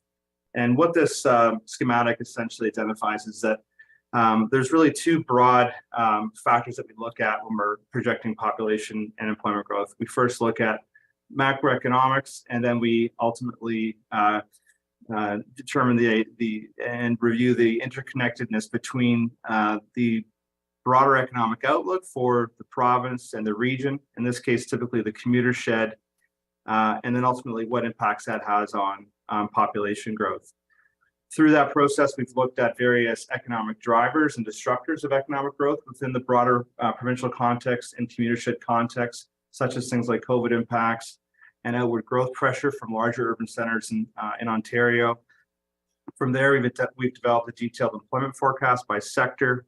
That then helps support our anticipated demand for net migration by various types of net migration based on the various components being international, interprovincial, so migration from other parts of the country, and intraprovincial, so people coming to London and the broader region from other parts of the province. From there, we've developed a detailed analysis of net migration by age, which then helps to develop the population forecast by age. Those trends in population by age then help determine the city's needs for households. So it's the overall household formation rate over the 2021 to 2051 period. We then look in detail at the need for housing by structure type. So typically low density, medium density, and high density housing. And then we've allocated that growth under 3 scenarios between the built area boundary and the greenfield area, as well as the remaining rural area.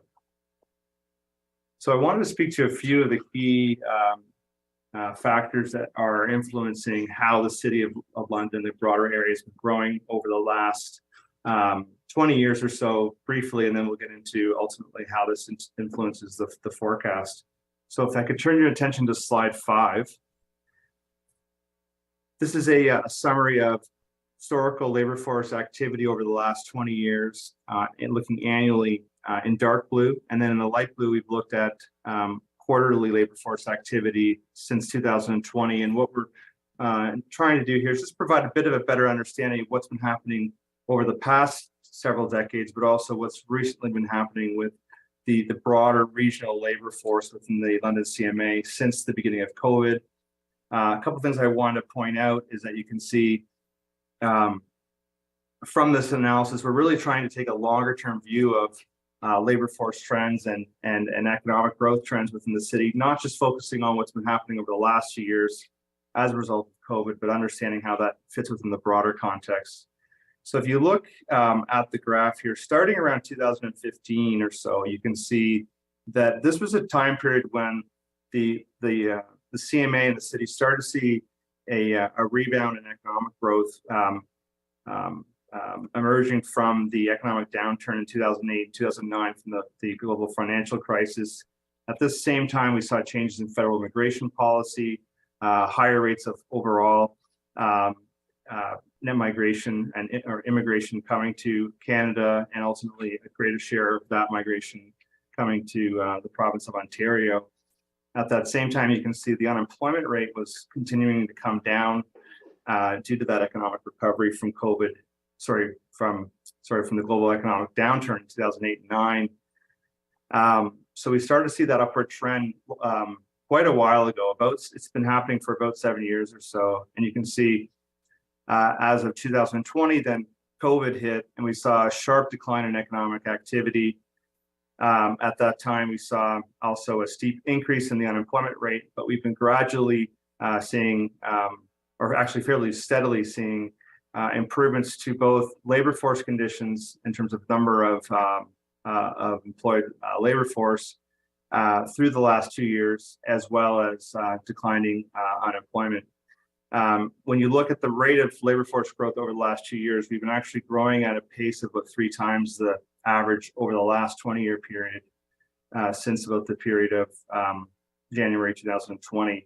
Now that rate has slowed down moderately, as you can see in the last quarter of the graph here that's been provided, largely as a result of monetary tightening, so essentially rising interest rates and slowing economic growth, both regionally, provincially, and on a more global level. So this is something that we're obviously factoring in and considering when we're looking at the longer range projections for the city.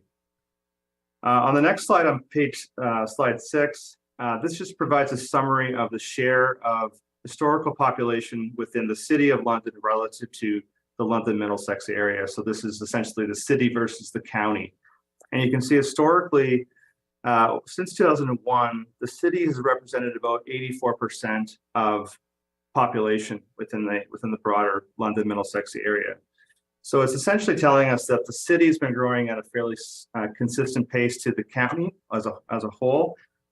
And we would expect that rate is going to maintain relatively consistent over the forecast period at about 84%.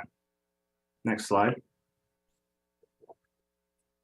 So on slide 7, this provides an overview of broader regional trends for population growth based on Ministry of Finance projections that were prepared as of the summer of 2022 by sub-region within the province. So the dark blue, the top graph you can see there is the top line is the Greater Toronto Area in Hamilton, and dark blue in red is the Greater Golden Horseshoe Outer Ring. So it's the Central Ontario area outside of the GTHA. And then in the light blue, that's Southwestern Ontario, which would include the London Middlesex area. And then yellow is Eastern Ontario. So this is the composite of together of Southern Ontario.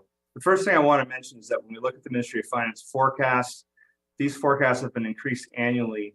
and in some cases quite significantly over the past 5 years, largely as a result of higher immigration targets for the nation and ultimately what the share that Ontario is accommodating. I also wanted to show how these shares of population are anticipated to shift and ultimately change over the next 25 years. It's important to note that when we're looking at the GTA, there is potential outward growth pressure that's been driving more interprovincial migration to areas like London and the broader commutership. But it's important to note that the GTA is still anticipated to increase in terms of its share of population over the long term, from about 2000, from the 2021 period, from about 48% to about 49% by 2046. So that share is declining in terms of the rate of that increase because of that outward growth pressure, but there's still significant immigration that's being targeted for this area, which is a primary driver of growth for the GTA. You can see within the outer ring, the share of population is anticipated to increase slightly, again, largely due to increased outward growth pressure from the GTA into the outer ring area. Similarly, we're anticipating relatively stable trends for the eastern area and a slight decline in the share of population growth that's been identified for Southwest relative to the other regions of the province. So again, important to note that the overall rate of growth has been increasing for the entire province, but it's also important to understand how that share is anticipated to change over the long-term period. So this is something that we have had consideration given to in preparing these forecasts that you see today. The next slide, on slide 8, wanted to talk a little bit about the components of population growth and components of net migration ultimately within the London Middlesex area. And so, as I mentioned, there's really 3 types of net migration. There's international migration, so immigration-less emigration. There is interprovincial migration, which is identified here in the orange, and in this case, it's been negative in most periods across the London Middlesex area and showed a slight positive share in between 2016 and 21. And then lastly, you have intra-provincial migration, which is identified here in the dark blue. So it's important to recognize that over the last 20 years, immigration has represented the largest share of population growth within, or net migration, which is obviously informing population growth, influencing growth within the London Middlesex area. It's made up about 75% of the net migration over that time period, while intra-provincial migration, so migration from other parts of the province, while it is growing and while it's a critical component, it makes up about 1/3 of the population growth and ultimately that net migration share. So important to understand those components and how we look at the drivers of population growth in terms of net migration.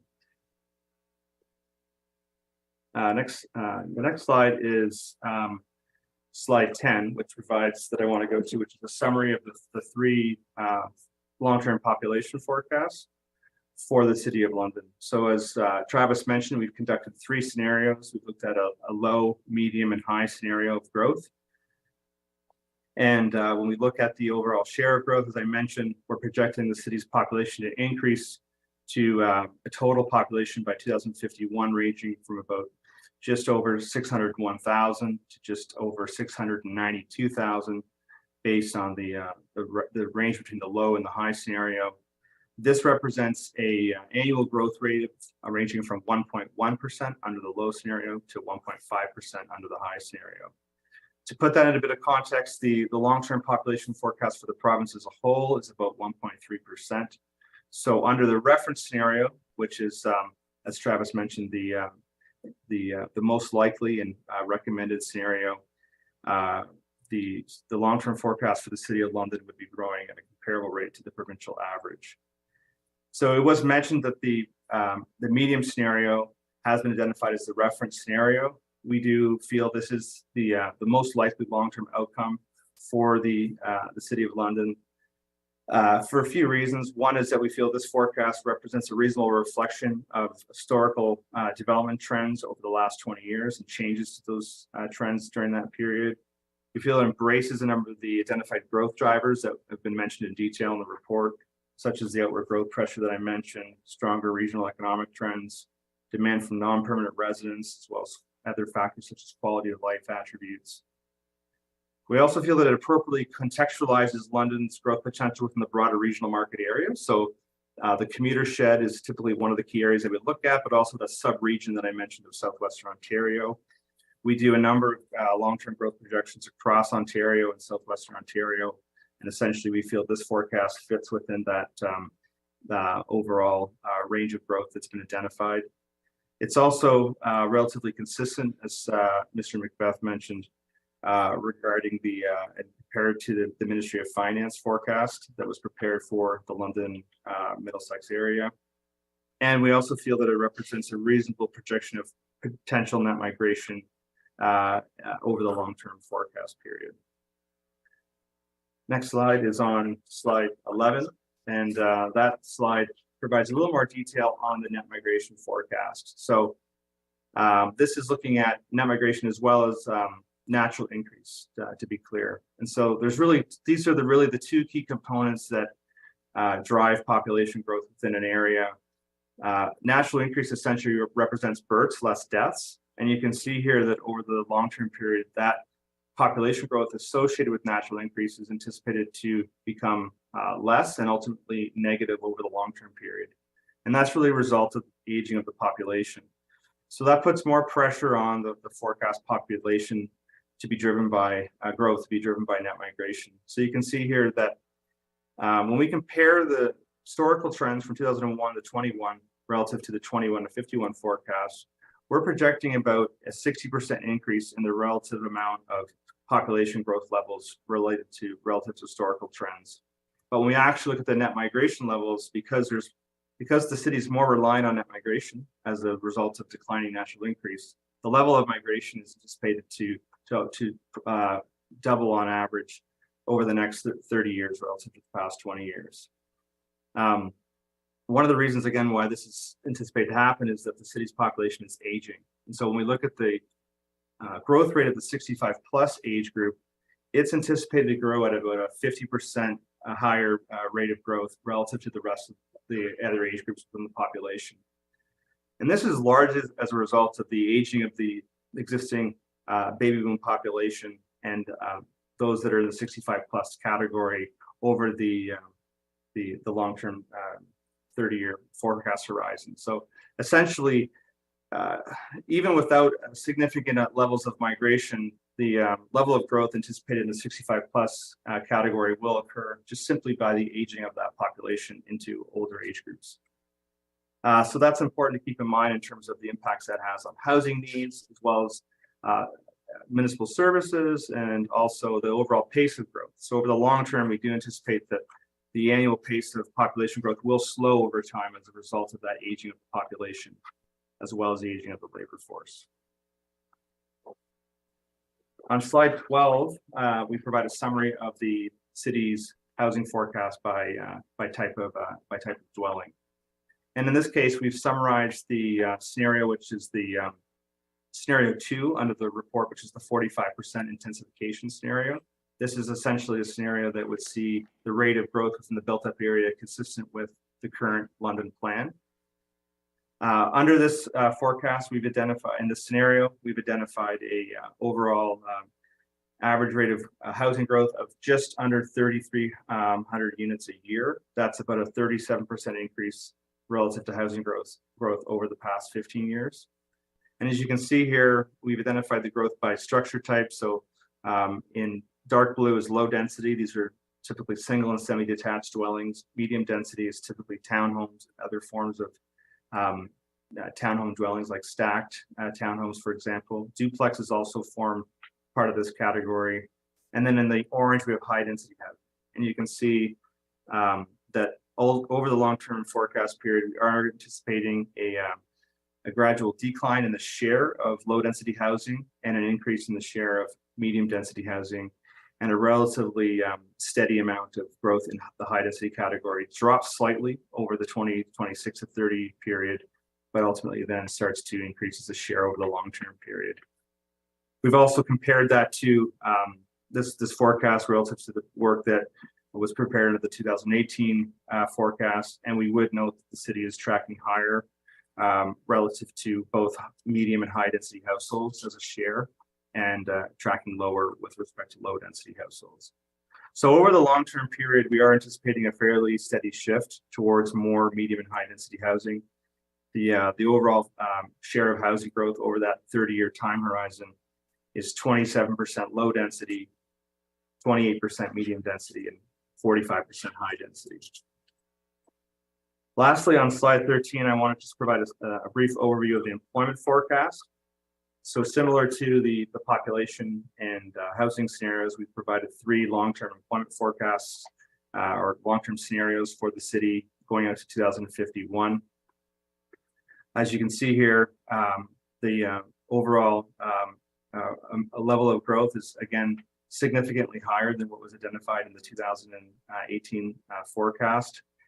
We did come a bit lower in 2021 as a base relative to that previous work, but a lot of that lower growth that was identified in 2021 was a result of near-term impacts of COVID. We estimated about 11,000 jobs were lost, largely in the retail and accommodation food sector during that COVID period. Most of those jobs have been recovered, if not all. Not necessarily in the exact same nature of those that were lost, but we have, as I've showed in the previous slide, we have had a very steady recovery in labor force activity since 2021. Over the long-term period, we're anticipating an increase of about 120,000 additional jobs. That represents a growth rate under the reference scenario of about 1.6% annually. Two key reasons why we're projecting more employment growth relative to the previous 2018 study. The first is that we have higher population growth, so that drives increased demand for population-related services in sectors such as retail, accommodation and food, personal services, and other institutional services as well. But we've also, as I mentioned, seen a steady recovery in the export-based sectors and regional economy within the broader CMA and commuter shed, again, since about that 2015 period. And over the long-term forecast period, we do anticipate that trend will remain relatively stronger, supporting stronger growth in some of the key export-based sectors like transportation and warehousing, logistics, construction, utilities, as well as moderate growth as well in manufacturing, particularly in advanced manufacturing sectors. So that concludes my presentation, and I'm happy to take any questions at this time. Thank you, Mr. Cook, and we will ask you to stay around for questions, but before we move to questions from council, we do have 3 delegation requests that were submitted for this item on the agenda. We can deal with those separately or together, but we do have to look for a motion to receive the delegations. Councillor Frank, seconded by Councillor Hopkins. And Councillor Frank, I just want to make sure you're moving all 3. And Councillor Hopkins, you're okay with that? Seeing nods, I will ask the clerk to open the vote to receive the delegations.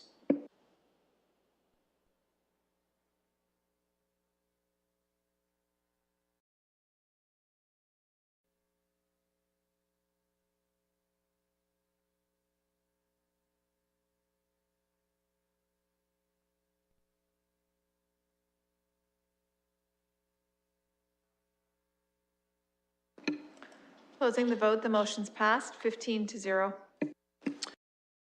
First delegation is from the Urban League of London, and we have Christine Mettler and Sandy Levin. If you'd like to come forward and make your delegation. You do have 5 minutes. I will give you the 30-second warning. Please keep talking over me at that point, and I'll let you know when your 5 minutes is finished. Sure, great. Thank you. So I'm Christine Mettler. Do I need to give my address? If you're comfortable doing so, you can. All right. 174 Mount Pleasant Avenue in London. And I'm on the board of directors of the Urban League of London. The Urban League is a nonprofit organization that's been active in London for over 50 years. And we have over 40 member organizations that include neighborhood associations and community groups. And what we do is work to bolster civic participation in urban affairs in London and also connect Londoners. So we really believe that engaged and informed Londoners are the building blocks of a vital and successful and sustainable city, and that's why we've been doing what we've been doing for the past 50 years. Yeah, so we wanted to just quickly give a delegation on the urban growth projection because we think it's going to be a pretty big deal what council ultimately decides on, and that it'll have some big implications. It'll inform some major undertakings and plans, including setting the development charge, the London Plan's comprehensive reviews, different servicing studies and community facility master planning studies, different development applications. And so we just wanted to talk through why we'll be recommending what we recommend. And so Sandy and myself have been sitting on the development charges subcommittee over the past several months, and I'll just invite Sandy to come up and speak to you quickly. Thank you. As has been pointed out already a number of times, Bill 23 has significant impacts on development charges, and this growth forecast really drives that. And it's talking about $97 million potentially that the city will permanently lose in development charge revenue, and growth will no longer pay for growth. I've moved on to our slide 4, development charges and city finance.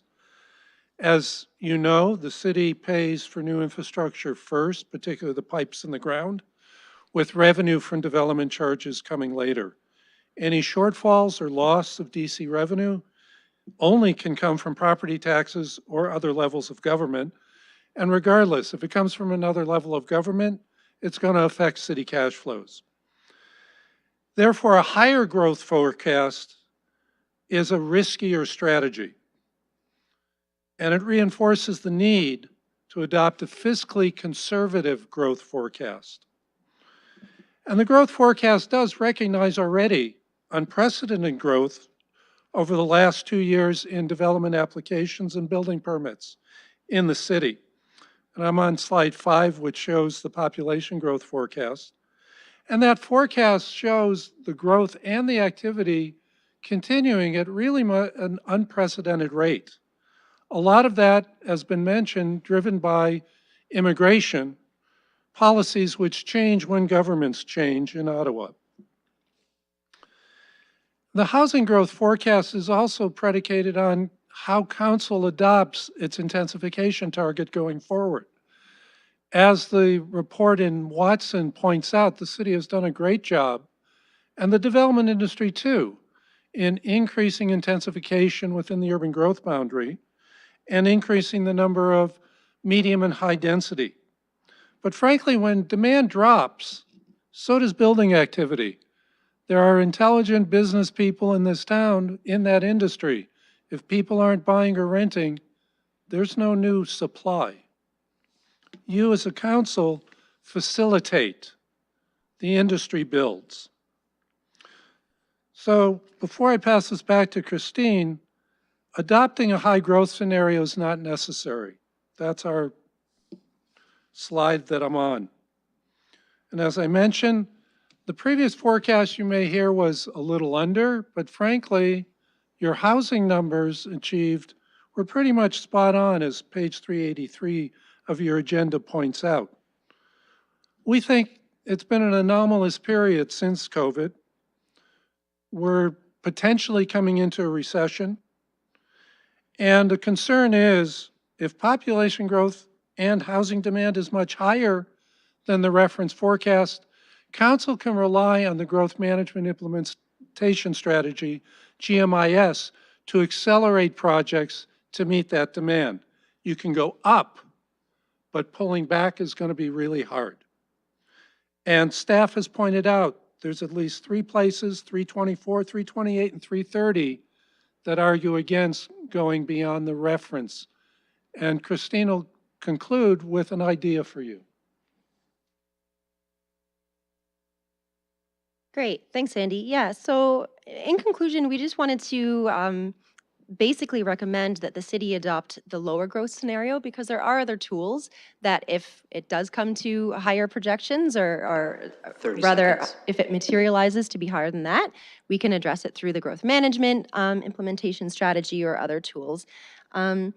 And this avoids locking us into scenarios with potentially big, both financial and ecological implications, cutting into vital farmland, vital green infrastructure that provides a lot of services to our community that we rely on for free.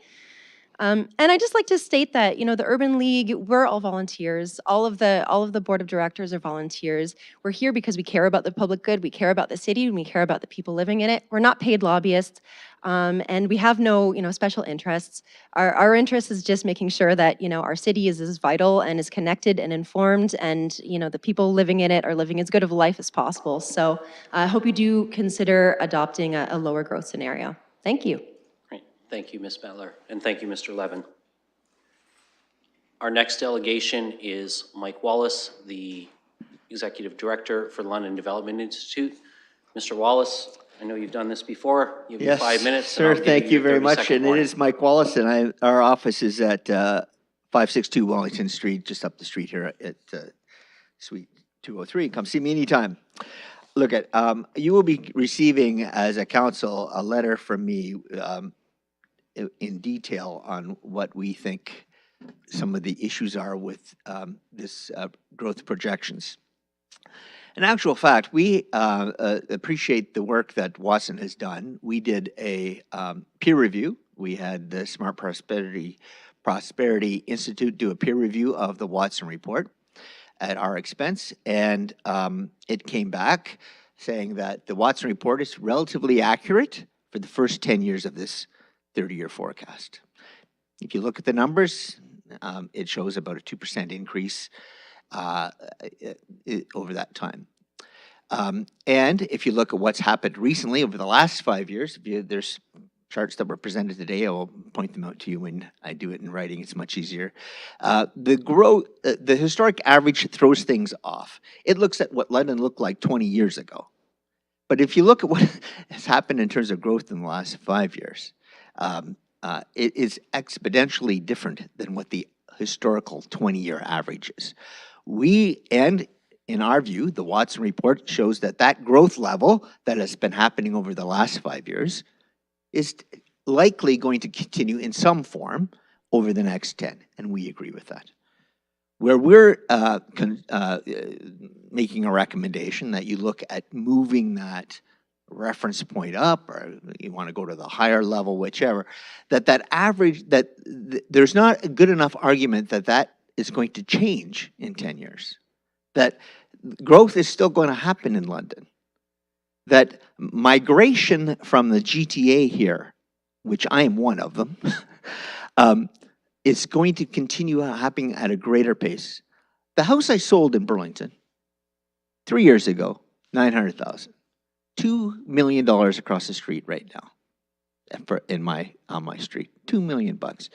The migration of, if you look at my neighborhood, the migration is happening. It's going to continue to happen.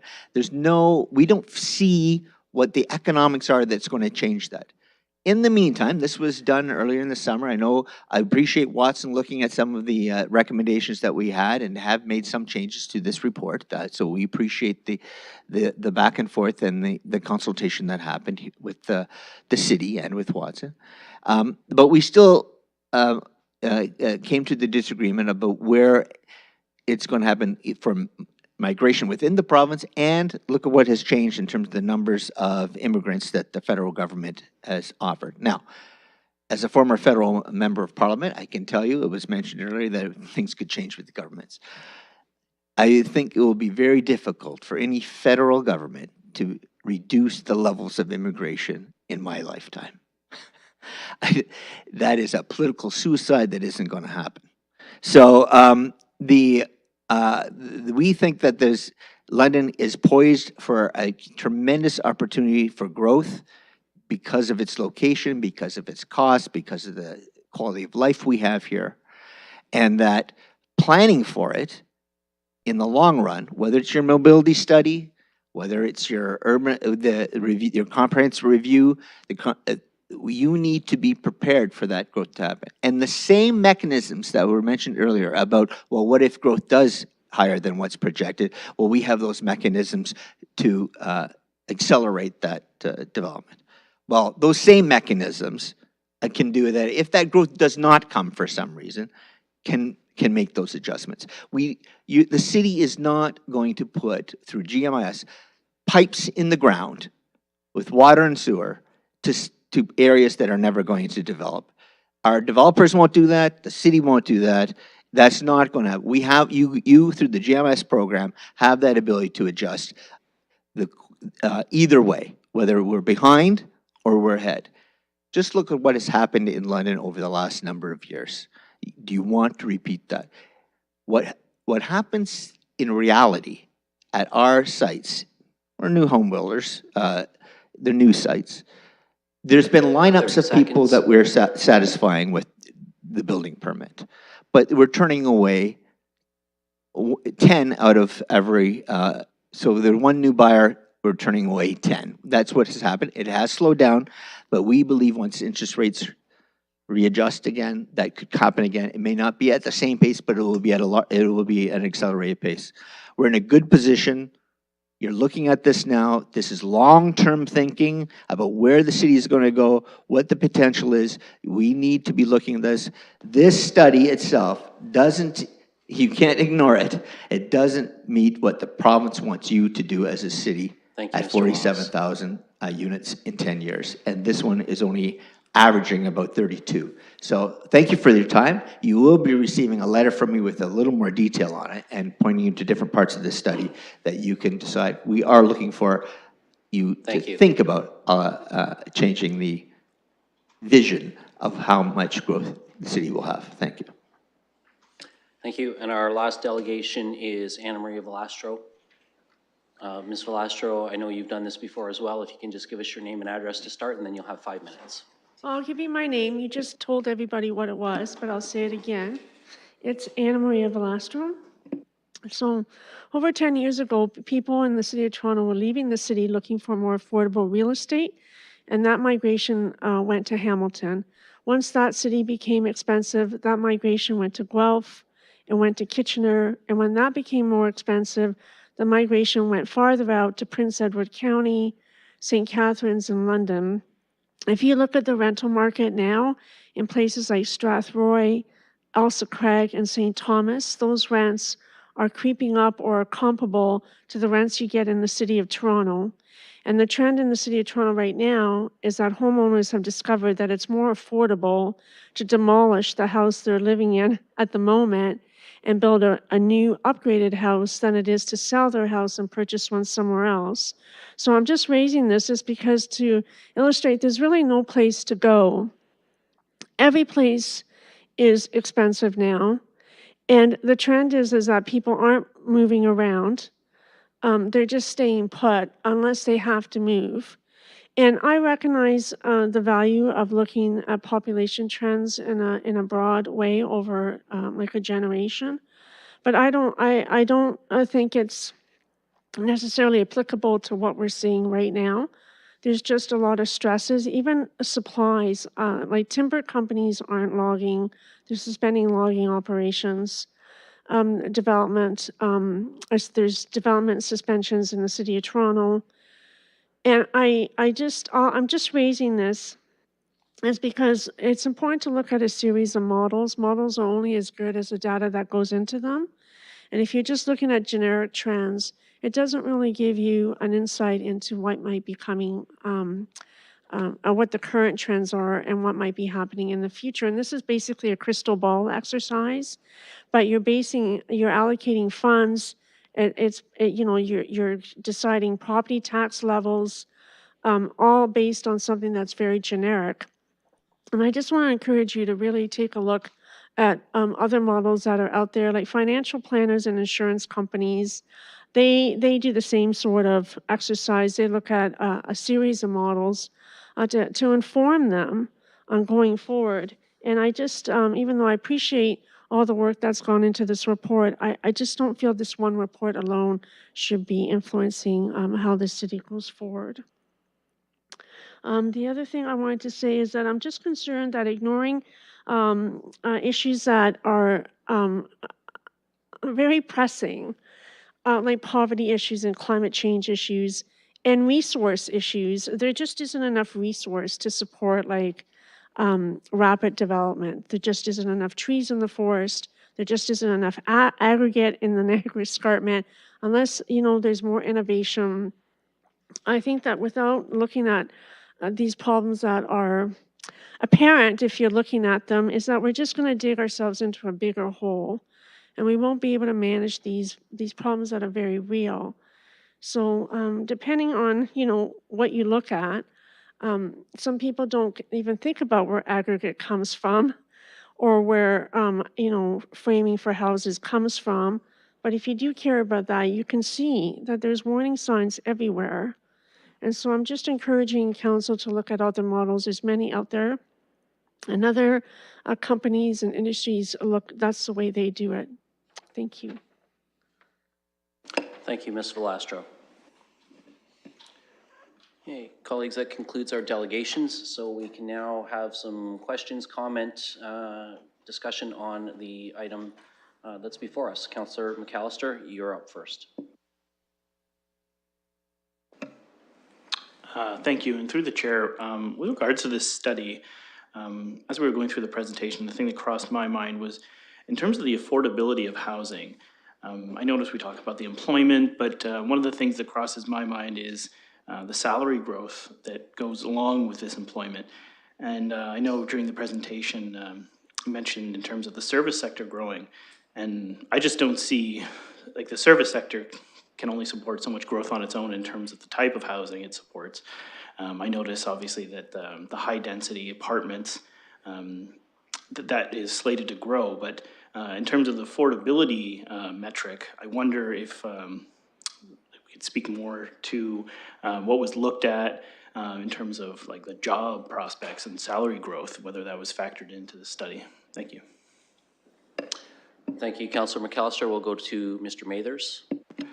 Through the chair, I will be forwarding that to Mr. Cook, but I do just wanted to speak maybe just broadly to it that you're absolutely right that the jobs are what drive these projections, because if the jobs aren't coming here, then people don't come here. So that is very much of a driver of the projection. But as far as the actual specifics of your question, I'll get Jamie to answer that. Yes, thank you, and through you, Mr. Chair.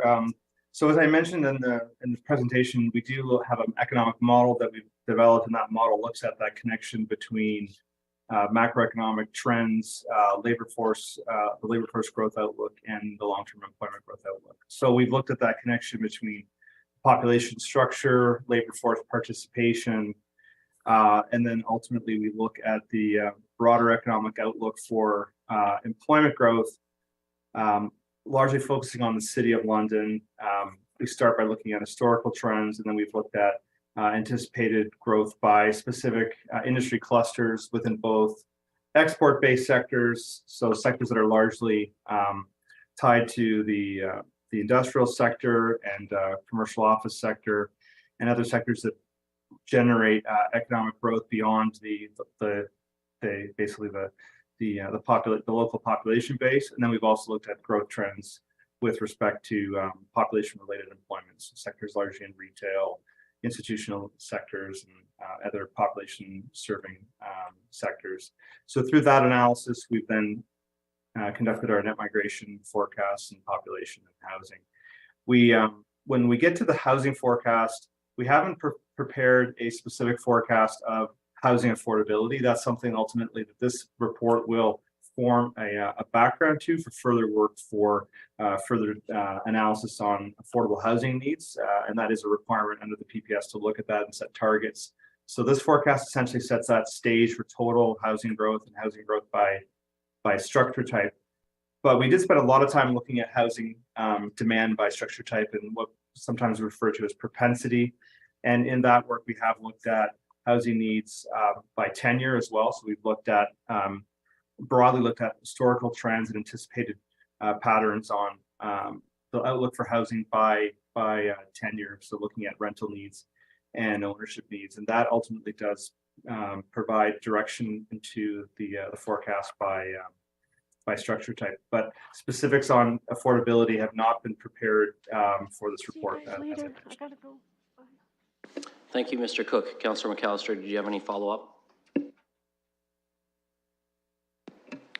Thank you, and through the chair, just to flesh this out a bit more, in terms of the employment, like, was it an aggregate, or like, are you looking at like middle-class jobs or like blue collar? Like, what could you speak a bit more to like the growth in terms of the types of jobs?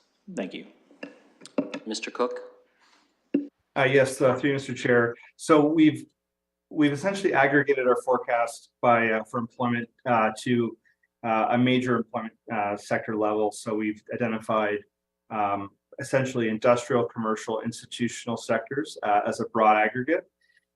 We look at more detailed data, looking at historical trends from Statistics Canada.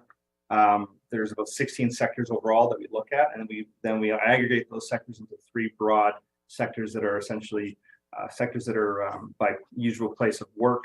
Then we've also added 2 additional categories for work at home employment and employment that has no fixed place of work. So those would be those that don't travel to the same place of work at the beginning of each shift.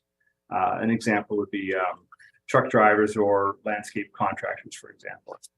We haven't looked specifically at the income levels that those particular jobs in those sectors provide. We typically would note that sectors related to more export-based development in the industrial sector typically would provide higher wages relative to sectors in retail, for example. That's probably no surprise. We also see more opportunities for more full-time employment relative to population-serving sectors, and more potential for economic spin-off associated with those export-based sectors. So those sectors are very critical to ultimately driving economic growth and ultimately attracting migration to the city. But that's about as far as I can really go with that at this time. Councillor McAllister, is that good? Okay, Councillor Pribble? Thank you, through the chair. Thank you very much, Urban League, for your views, and I do see your points, and it does make, on one hand, it does make sense. On the other hand, one thing is I don't want us to lose is, if you look at the investment and if you look at the multinational and national organizations, corporations, they do look at these numbers a lot and the opportunities, and they look at the population growth. And the other second and third factor, I don't want to lose out the focus of provincial and federal interests in our community. And potentially, if we are modest and compared to other municipalities in Ontario, are we going to lose the attention and the funds and interest focus is going to become on other municipalities? So those are the 3 things I wanted to mention to keep in mind as well, because we do want to grow. We do want to make sure that we have investment, national, foreign investment in London. And yes, it is associated with the housing aspects as well, no doubt, but please keep these in mind as well. Thank you. Thank you, Councillor Pribble. Councillor Frank? To the chair, can I make a motion now? I'm still going through the procedures, but am I able to, or is it still comment and discussion time? We don't have a motion on the floor right now, so it's certainly, I'm in your hands. If you wish to make a motion now, then you are absolutely able to do so. Awesome, thank you. So I'd like to make the motion to support the motion that's already drafted, that's on our screens. I'll be supporting Watson's and the staff recommendation to go with the medium forecast, as well as direct civic administration to go to planning and environment with a report regarding the housing target. And I think that's really important because, as highlighted in both of the presentations, the forecast and the projections that we're doing, these are decoupled from targets, and so we are able to still, increase our housing supply and meet the provincial housing targets that we've been directed to try and achieve, while still going with the medium forecast for population. And I think that's really important because that number is based in science, and it clearly demonstrates many reasons why it makes the most sense, using the best information and calculations available. And the medium forecast, as described by both the presentations, is fiscally responsible. And I think with all the unknowns of Bill 23, it's really never been more of an important time to be fiscally conservative in a lot of our development. And like I said, we can still work towards those provincial housing targets. So personally, I just feel much more confident picking the medium projection and supporting what staff have recommended based on that information. So I'd like to make that motion. Thank you, Councillor Frank. So what I'm going to do is go to Mayor Morgan, because I know he had some slightly amended language for Section D of that staff recommendation. So I'll go to him to introduce that, and then if you're comfortable, we'll do that as one motion with the amended language, because we are at committee, so we can do that. Mayor Morgan. Yes, so I'll support the comments that Councillor Frank just made about adopting the medium scenario and everything she said about the difference between a scenario you adopt for your planning and the investigation of a target. I think that's a very responsible way to go. My preference in consultation with our staff is that we are a little more specific on D without fundamentally changing the intent of D. So I would suggest that we move a D that reads as follows. The Civic Administration be directed to report back to Council through the appropriate standing committee in advance of the Ontario government's deadline on options, approaches, and necessary investments required to achieve the City of London's assigned target of 47,000 new homes. And I could provide some rationale for why I would prefer to do that. If Councillor Frank would like it, I'll do it anyways, but I'll go back to you, Chair. Well, Councillor Frank is nodding her head in agreement, so if you want to go right ahead with your rationale, the floor is yours, Mayor. Yeah, first off, I want to add a timeline that our staff get back to us before the province asks us to actually choose a target in March. And so this will give our staff the direction that as they conduct this work, they need to give it back to us so that we can do that. I also want to say in discussions with the Ontario Big City Mayors, other mayors are going to suggest a similar approach. We want to gather not just some strategies, but also necessary investments. As you may know, Minister Clark wrote a letter that says the province intends to make municipalities whole related to Bill 23.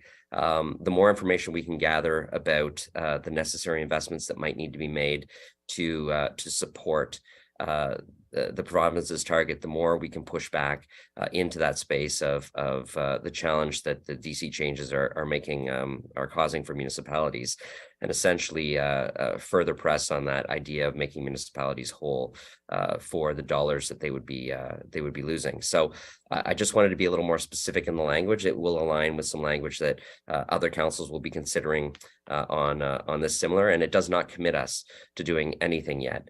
It basically gets us some very specific information in advance of the government's deadline. We will make a decision on what to do together as a council. Thank you, Mayor Morgan. So we have a duly moved and seconded motion with some slightly changed language on the floor. I have Councillor Lehman next on the speakers list. So Councillor Lehman, I'll go to you. Thank you. I think that's a pragmatic way to go. My only concern is that if we're off on our projections on the low side, what will that mean for the surrounding areas, and what implications will that have for London? So I'd like to ask Mr. Wallace a question through you, Chair, if I may. Well, delegations are closed, Okay. so it wouldn't be appropriate to have Mr. That's fine, I'll go to staff. Yeah. Assuming that our growth projections are off to the low side, will that drive development to the surrounding areas of, you know, Kilworth, Thorndale, Strathroy, Alderton, et cetera? Mr. Mathers? Through the chair, ideally, we're bang on with our projections.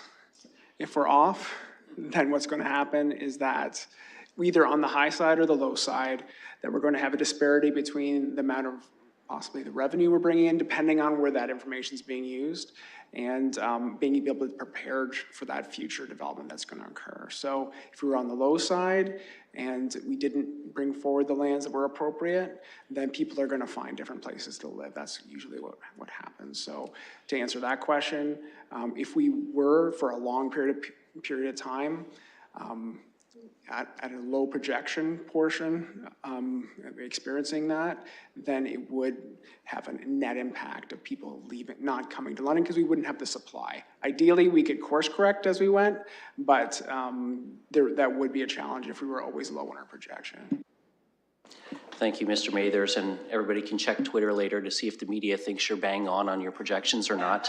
But Councillor Lehman, I'll see if you've got any follow-up to that. Thank you. Yeah, I share your enthusiasm. Yeah, so this is a challenge for us and anyone doing long-term planning. How do you project out, it's hard enough to project 5 years, let alone 15, 20, but you have to. You have to start somewhere and you have to lay a roadmap out with adjustments along the way. So as I said at the start of my comments, I think finding middle ground of those projections is a pragmatic way to go here. Thank you, Councillor Lehman. I've got Councillor Hopkins and then Councillor Rahman on the list. Councillor Hopkins. Yeah, thank you, Mr. Chair. And I just want to thank all the delegates that were here making us think and do our work. And that's what we're supposed to be doing here. Really appreciate some of the comments, the motion on the floor. I do have I guess a question around the amendment, the friendly amendment D, and wanting to have a better understanding that we are in D not making any commitments when it comes to necessary investments. I have a little bit of a concern. I know I heard here that the provincial government has given us targets, 47,000. I also understand there's no consequences to not meeting those targets. And when I hear that maybe there's opportunities of funds being taken away from us if we don't meet them, I'm a little concerned there. So I just want to make sure that I understand the changes in D, that we are not really committing anything at the moment, but obviously appreciate the thought process about how we as a city can, I guess, please the provincial government in terms of trying to do the best that we can do to meet their targets that they have set for us. So if I can go through you, Mr. Chair, maybe to the mayor who made the amendment. I don't have this, I don't see the wording at the moment, but just want to make sure that. So I will advise that the revised language is in eScribe, so councillors can refresh and see the language there. I will go, because you asked, to Mayor Morgan, and then if perhaps, I don't know whether Ms. Livingston or another member of staff might want to respond as well. I'm seeing head shaking no, that we'll go to Mayor Morgan. I just want to make a comment on, so first off, the intent here is not to make a decision, full stop. It's to get information before council. The 47,000 target is what has been set to us by the province. And although they have not outlined any consequences for not meeting that, there's a line in Minister Clark's letter that is important for us to be conscious of, because it may translate into further provincial actions. It says, at the same time, it's critical that municipalities are able to fund and contract road, water, sewer, and other housing enabling infrastructure and services that are growing communities need. There should be no funding shortfall for housing enabled infrastructure as a result of Bill 23, provided municipalities achieve and exceed their housing pledges and growth targets.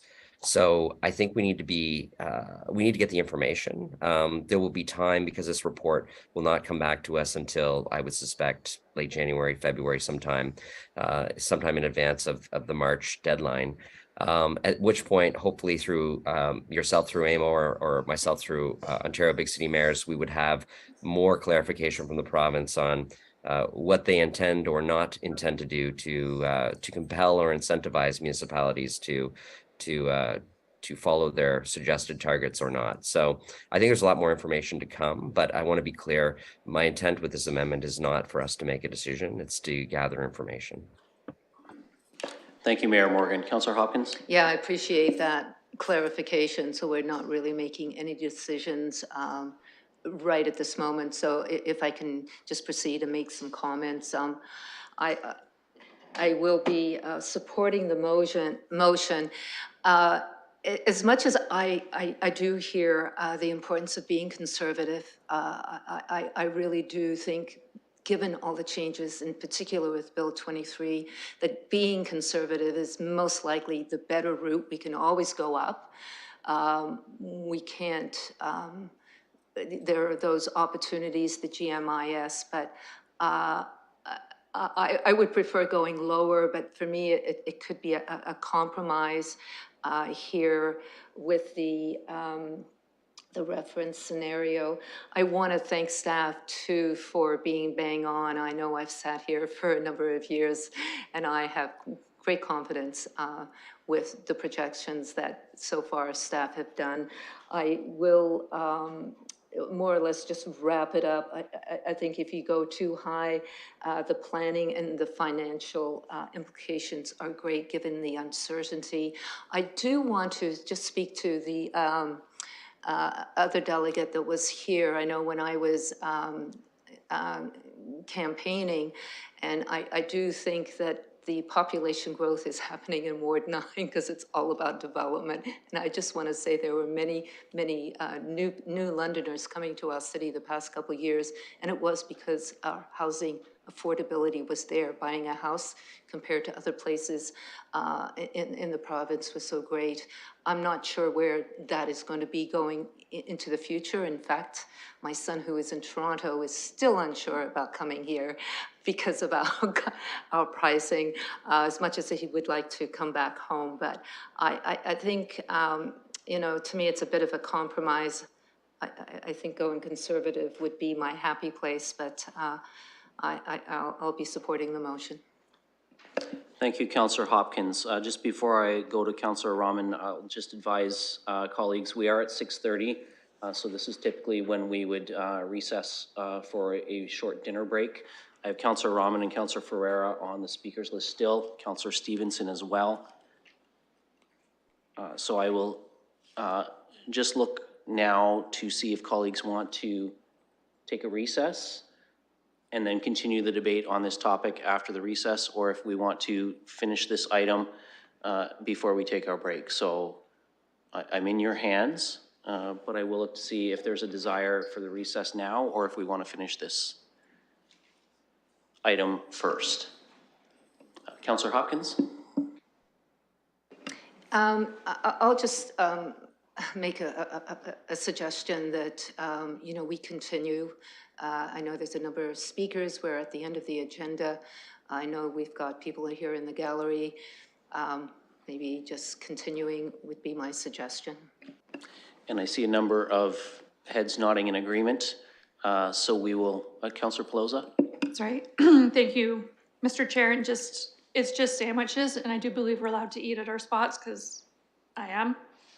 Just not when you're speaking. So if people want to duck out one at one as you need to, if you need that energy boost, do so. And I would like to be added to your speakers list. All right, I have added you to the speakers list. I saw lots of heads nodding in agreement to continue through this item. So we will continue through this item. Councillor Rahman is next on the list. And Councillor, just before I ask you to start speaking, I'll just ask Councillor Lehman if he can take the chair for 2 minutes. I'm just going to step out and I'll be right back. Okay, I have Councillor Rahman on the speakers list, followed by Councillor Pelosa. Thank you, and through you. So I'll be honest. I'm struggling with this recommendation and what we have on the table, and part of the reason is the conversation from LDI. And one of the things I heard overwhelmingly in Ward 7 during the campaign was that there was concerns over our projections, and specifically, and not from staff, but the fact that we were outpacing in many people's minds what was projected, and that we had, you know, and it wasn't related to these projections. It's based on the London Plan projections. And that work came from the Smart Prosperity Group as well. So yes, I see that the 2% increase in the next 10 years. I think that is a strong forecast. I think that makes sense. The rest of it, I am struggling with a little bit, whether or not that's a bit on the low side. However, with so many unknowns, I think that being fiscally conservative at this point is prudent. I appreciate that Mayor Morgan cited the letter from Minister Clark. I too have concerns around the language, which now ties our investments to, or our funding from development charges now to exceeding and achieving our pledge, our amount that we're supposed to reach in terms of our target of 47,000. So I guess that's also where I'm struggling, is if really we're now being a report card, given a report card that says you must exceed or meet the 47,000 target in order to be able to be made whole.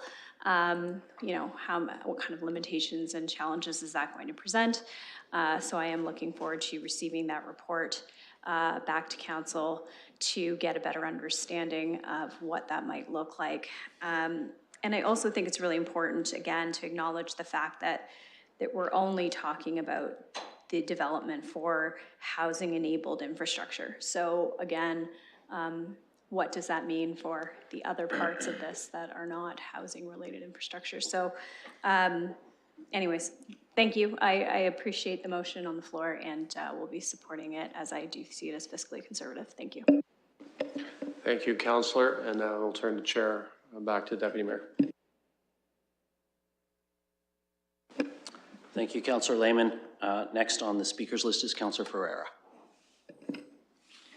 And thank you, Mr. Chair, and through the chair, just speaking to the motion on the floor, I just wanted to have some clarification. The motion on the floor is basically speaking to the reference scenario, and we're talking about meeting the provincial targets of 47,000 over the next 10 years, but I do see also in the report from Mr. Mathers that this reference scenario does project 33,900 new homes over the next 10 years. So I just wanted to get, I just kind of some clarification on that one, if you don't mind. Thank you.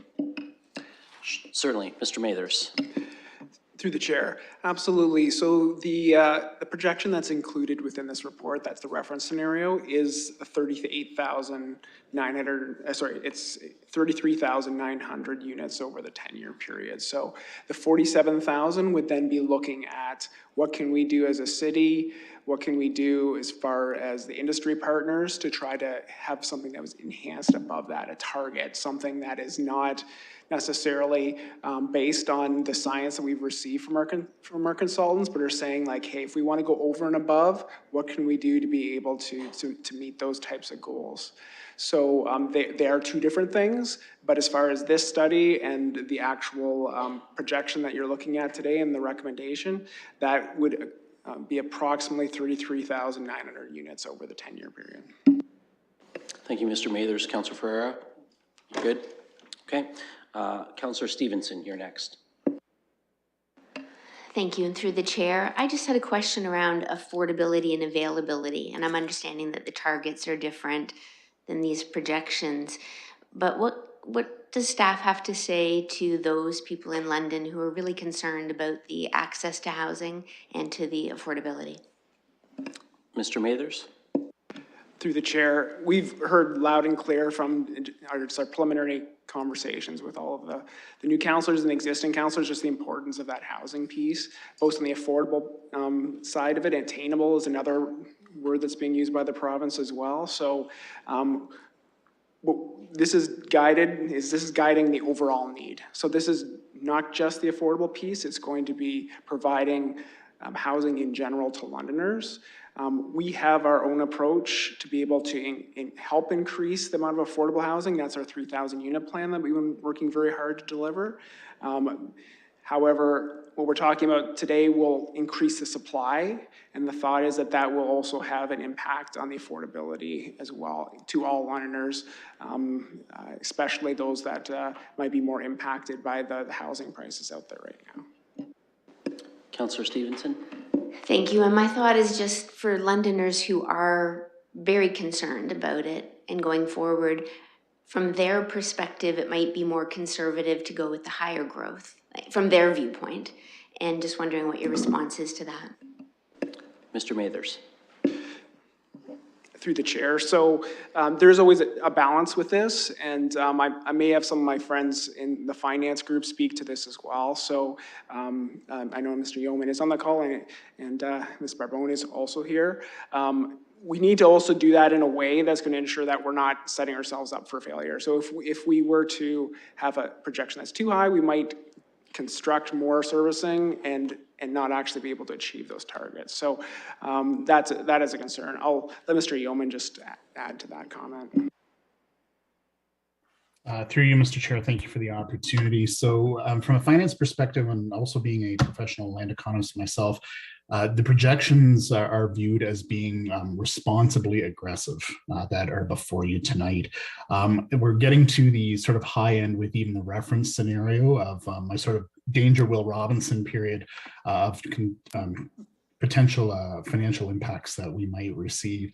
The issue that you have is that our DC revenue collections often lag the actual investments that we have in infrastructure. So we had a period actually in 2017 where we had to defer over a dozen projects that were planned for construction because of low revenues. Over the last 5 years as well, we've only hit our DC revenue targets, our revenue amounts that we had assumed once in that period as well too. So what we're seeing with these projections are a substantially increased baseline from what we've had in recent years, which is great, and it's responding to the trends that we're seeing. Any more than this, though, then you're looking at a fair amount of risk for the municipality that we caution you on. Thank you, Mr. Yeoman. Councillor Stevenson? Yeah, just one last thing, and that is, given that we have exceeded the London plan right now, and rightly or wrongly, people may be concerned. Like, how can we reassure Londoners that we will be on top of it and potentially not be in this situation again where our vacancy rate is so low? Mr. Mathers. Through the chair, so we will be able to provide a lot more information in this report that we are targeting for February to SPPC. So we'll be able to provide you a lot more substance to this. But on the high level, there's quite a few things that we're doing, including the streamlining efforts that we're doing in our areas. We had funding from the province to be able to do that. So that is going to help us be able to keep up with the timeframes that have been a challenge in the past. We're also doing a comprehensive review, which will provide us with more understanding of what we need in the future as far as land. So we have a number of different initiatives that are ongoing. And I think it's actually be very helpful to go through this targeting process. Council will have to decide whether those targets are appropriate and what we should do with those targets, but at least for us to be able to provide you some information, and which on something that's fairly aggressive and what you'd have to do to be able to get yourselves to that point. Our role as the city staff and as from the planning perspective is incredibly important, and we have a lot of we can impact the growth substantially. However, we can only do so much. We can bring applications forwards, but we don't actually bring lands online. We don't build houses. So that is something that we really rely on the development industry. We can provide the servicing through our DDC studies, but we really need to be able to, at the same time, provide really good advice to you, and then also get the development community on board and to be building these lands, because we don't want to have ponds, pipes, treatment plants sitting there that aren't being utilized, and that's what we're trying to caution you on, to be able to have a reasonable basis for our projection. Councillor Stevenson? Is there any advantage to possibly looking at this a little more frequently, given the changing times, and that assuming that our developers are going to be meeting the needs of the people, that we can ensure we're right behind their supporting? Mr. Mathers? Absolutely, and the really great thing is we have a process. The current year's process is completed, but it's called the Growth Management Implementation Strategy. So every year we can look at how many lots we brought online. We look at the next 5-year period, and we can make decisions on whether we want to bring forward projects to provide servicing or push them off based on the growth that's occurring. So we do have like our 5-year, 20-year plans, but the GMIS allows council, based on the thoughts of the development community and ourselves on what the needs are, and then we have the ability to be able to bring projects forward so we can respond on an annual basis. So that'll be a really great process for council to be able to get informed and then also know that they can react to the marketplace. Good, Councillor Stevenson. Okay. Councillor Pelosa. Thank you. This is going to be a question through you to Mr. Mathers and his team. As per your report, new housing units are projected to continue the trend towards medium and high density units, with single and semi-detached low density units projected to account for less than 30% of new starts. My question for you is the current city plan calls for 45% infill. How do we see these numbers projecting as we go forward for infill versus new land use being taken care of, recognizing we're starting to see some substantial developments along the bus rapid transit corridor? Mr. Mathers.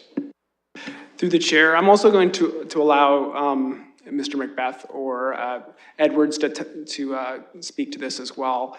However, on the high level, part of this analysis does look at our current supply and our plans moving forward. So we know we have a robust plan looking at intensification, and that will have to be the basis and needs to be the basis for how we allocate our growth into the future. Mr. Macbeth, would you like to add anything to that? Yes, thank you. Through the chair. So the growth projections identify 3 intensification scenarios, but they're identified as options because as part of the comprehensive review, which is, you take your vacant land inventory and you have to make assumptions around your intensification and then weigh it against your projected population to see if you have sufficient urban lands or if you have to expand your boundary. So that is a large part of what a comprehensive review is. So when you get to the comprehensive review, the vacant land inventory will be reviewed to evaluate ability to accommodate intensification. And some of those decisions around the actual percentage or targets or the amount of intensification council wishes to see will be part of the comprehensive review. Councillor Pelosa. Thank you. I appreciate the information. I think my focus lies more on the redevelopment of land for infill and intensification versus the vacant land component. And I'm very familiar with the urban growth boundary and where we are in different areas of the city. And that's a concern that I have, realizing we're looking at Bill 23 and having been the past chair of Civic Works for 2 years, the amount of money the city pays to develop these areas and make them suitable for development. Anything we can do for redevelopment of lands increases higher services to Londoners and more connected service for public transit. Do you have anything specific that we're hoping for redevelopment? Mr. Macbeth. Yeah, so through the London plan, through you, Mr. Chair. So through the London plan, the place types, which is the land use designations, do identify these nodes and corridors, like the transit villages and the different corridors for mixed use or high density residential types of development. There's also what's called the HDR overlay, which is properties throughout the city where high density residential may be permitted. So it's part of that land need analysis is not only vacant land, but it's the potential for increase within the established built environment. Councillor Pelosa.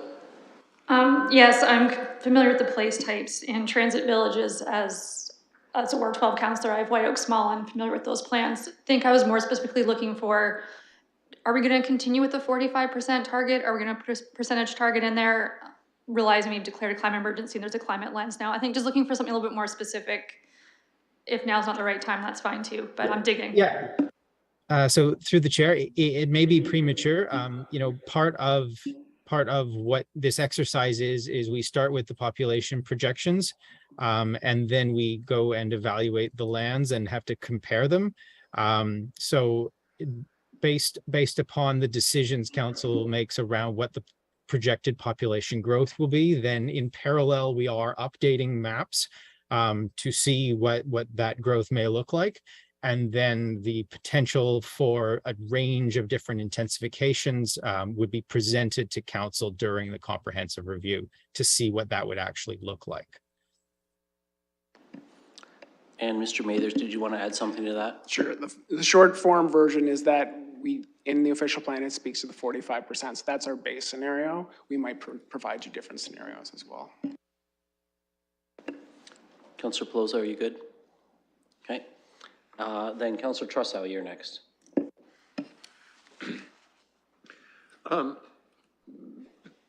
Through the chair, I would just like to ask a very, very basic question, and that is, isn't it a mistake for us to conflate building more housing with building more housing in vacant areas where there's not housing now?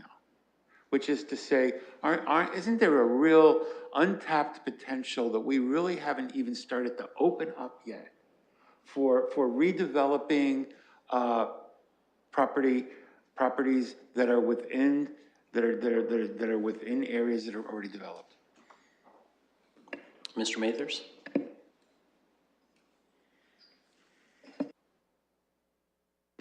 Through the chair, absolutely. That's why we really need to be focusing on intensification. When we're looking at all of the city's goals, the goals of the London plan, wanting to have that climate lens that we're applying, it will be essential that we look at that low-hanging fruit, which are lands that are already serviced or even properties that are vacant at this point, right? So that's absolutely essential. Through the chair, I want to thank you for acknowledging that there are properties that are currently vacant that could be good candidates for redevelopment.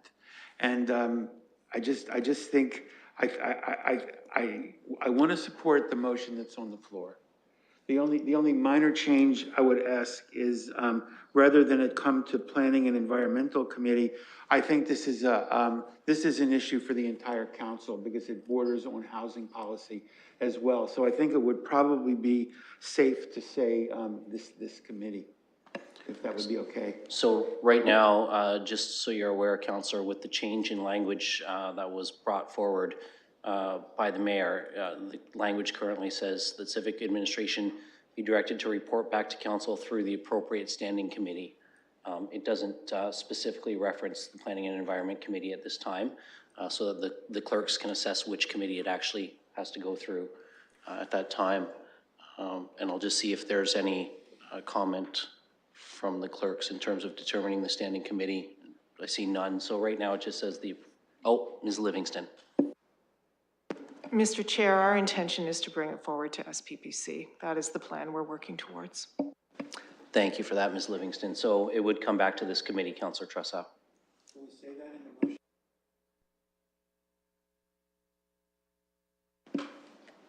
Well, the mayor has his hand up and it was his motion, so we'll see if the mayor has some thoughts on that. It was Councillor Frank's motion, but if she's okay with it, I'm happy to be more specific in the motion and specifically mention SPPC if it makes Councillor Trussow more comfortable. And sorry, Your Worship, it was Councillor Frank's motion. You made the amendment to it, but Councillor Frank has given me the thumbs up on that. So we will just ask the clerk to change that to specifically reflect through SPPC.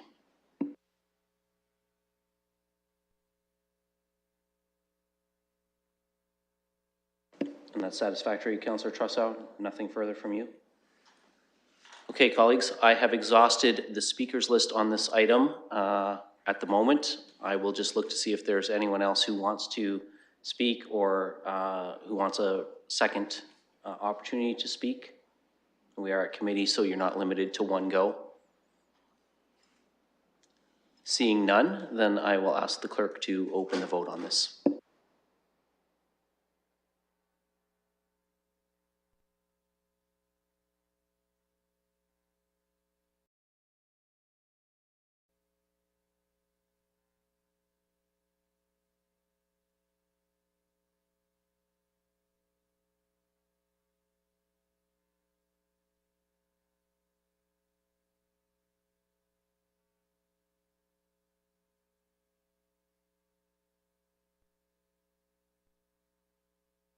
Closing the vote, the motion's passed 15-0. All right, colleagues, we have one item left on the agenda. I did indicate we had passed our recess time already, but I do know that some members have slipped out to just get something quick and are nibbling away at their desks. So if we're willing to continue through the last item, I'm not sure that I would venture to say I don't think it's going to take very long because I've been known to be wrong on that before. But we do have just the one item. So unless I see anyone raise their hand in objection, I think we'll deal with the final item and then we can move to adjournment at the end of that. So I'm not seeing any hands up in objection. So we will continue to item 4.3. That's the application of the equity lens for the citizen appointment process.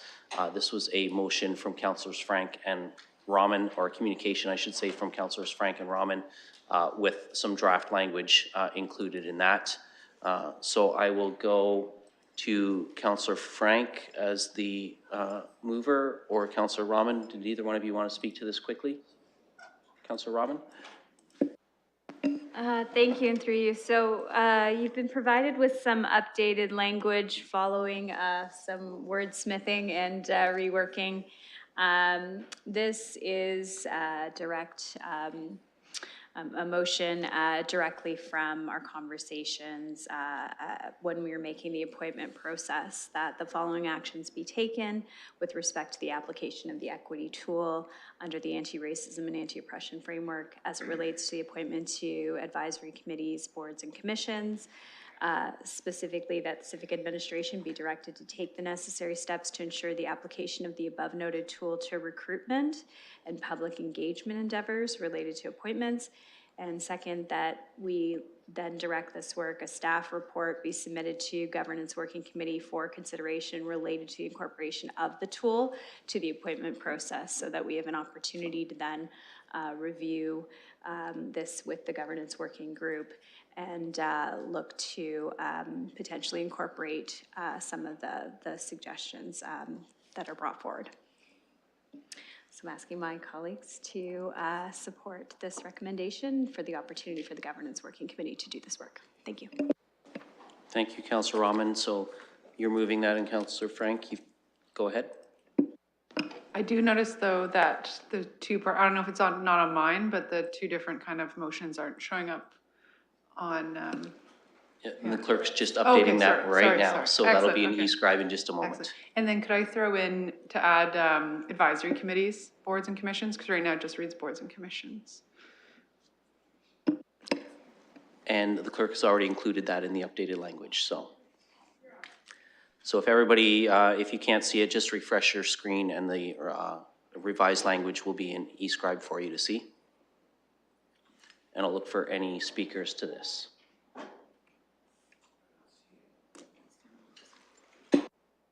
Councillor Pelosa. Thank you, Mr. Chair. And I appreciate where this is coming from and the desired outcome it's probably hoping to achieve. And I realize the work that the city's been doing. My concern in this is, yes, a bunch of the different agency boards and commissions get appointed councillors or members of the public, but realizing they're doing a lot of their own strategic planning themselves in training and having those hard conversations amongst their own boards of finding a way to engage them, realizing if that's also something that the different agency boards and commissions have taken on as a core value that matters to their organization too. They're, in my opinion, they're going to be more apt to really take that to heart and try to do that recruitment and engagement on their own and be mindful in their own policy making in those spaces of who's marginalized and who's mostly to be affected. So just mindful that right now this just seems to be internal and what we might do to affect outside boards and commissions, and not seeing an opportunity for them to engage in this process of how they might see it work or how it would work best for their organizations. So that's just my comments. Thank you, Councillor Pelosa. Any other speakers?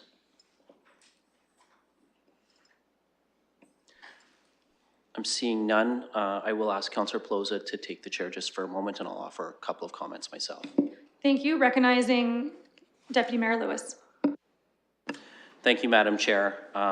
And I want to just take the opportunity to echo the comments that you just made. I think it's really going to be important in this process that the boards of these various boards, agencies, and commissions are engaged themselves in this discussion. I think that they have a role to play in this too. And I will say to Councillors Frank and Raman, my sincere thanks for recommending this going to the governance working group. I think there's a real opportunity there for us to have a discussion, because ultimately we as a council are the only ones that can decide how we as a council apply this in our decision-making process. And that's the forum by which we can change the guidelines that we use for ourselves. So I think that it's going to be a fulsome discussion at governance working group when that comes forward. So I appreciate you including the governance working group in this motion. Thank you. I have no other speakers on the list at the moment, and returning chair to you. Thank you, Councillor Pelosa. Any further speakers? I see none, so we will ask the clerk to open the vote.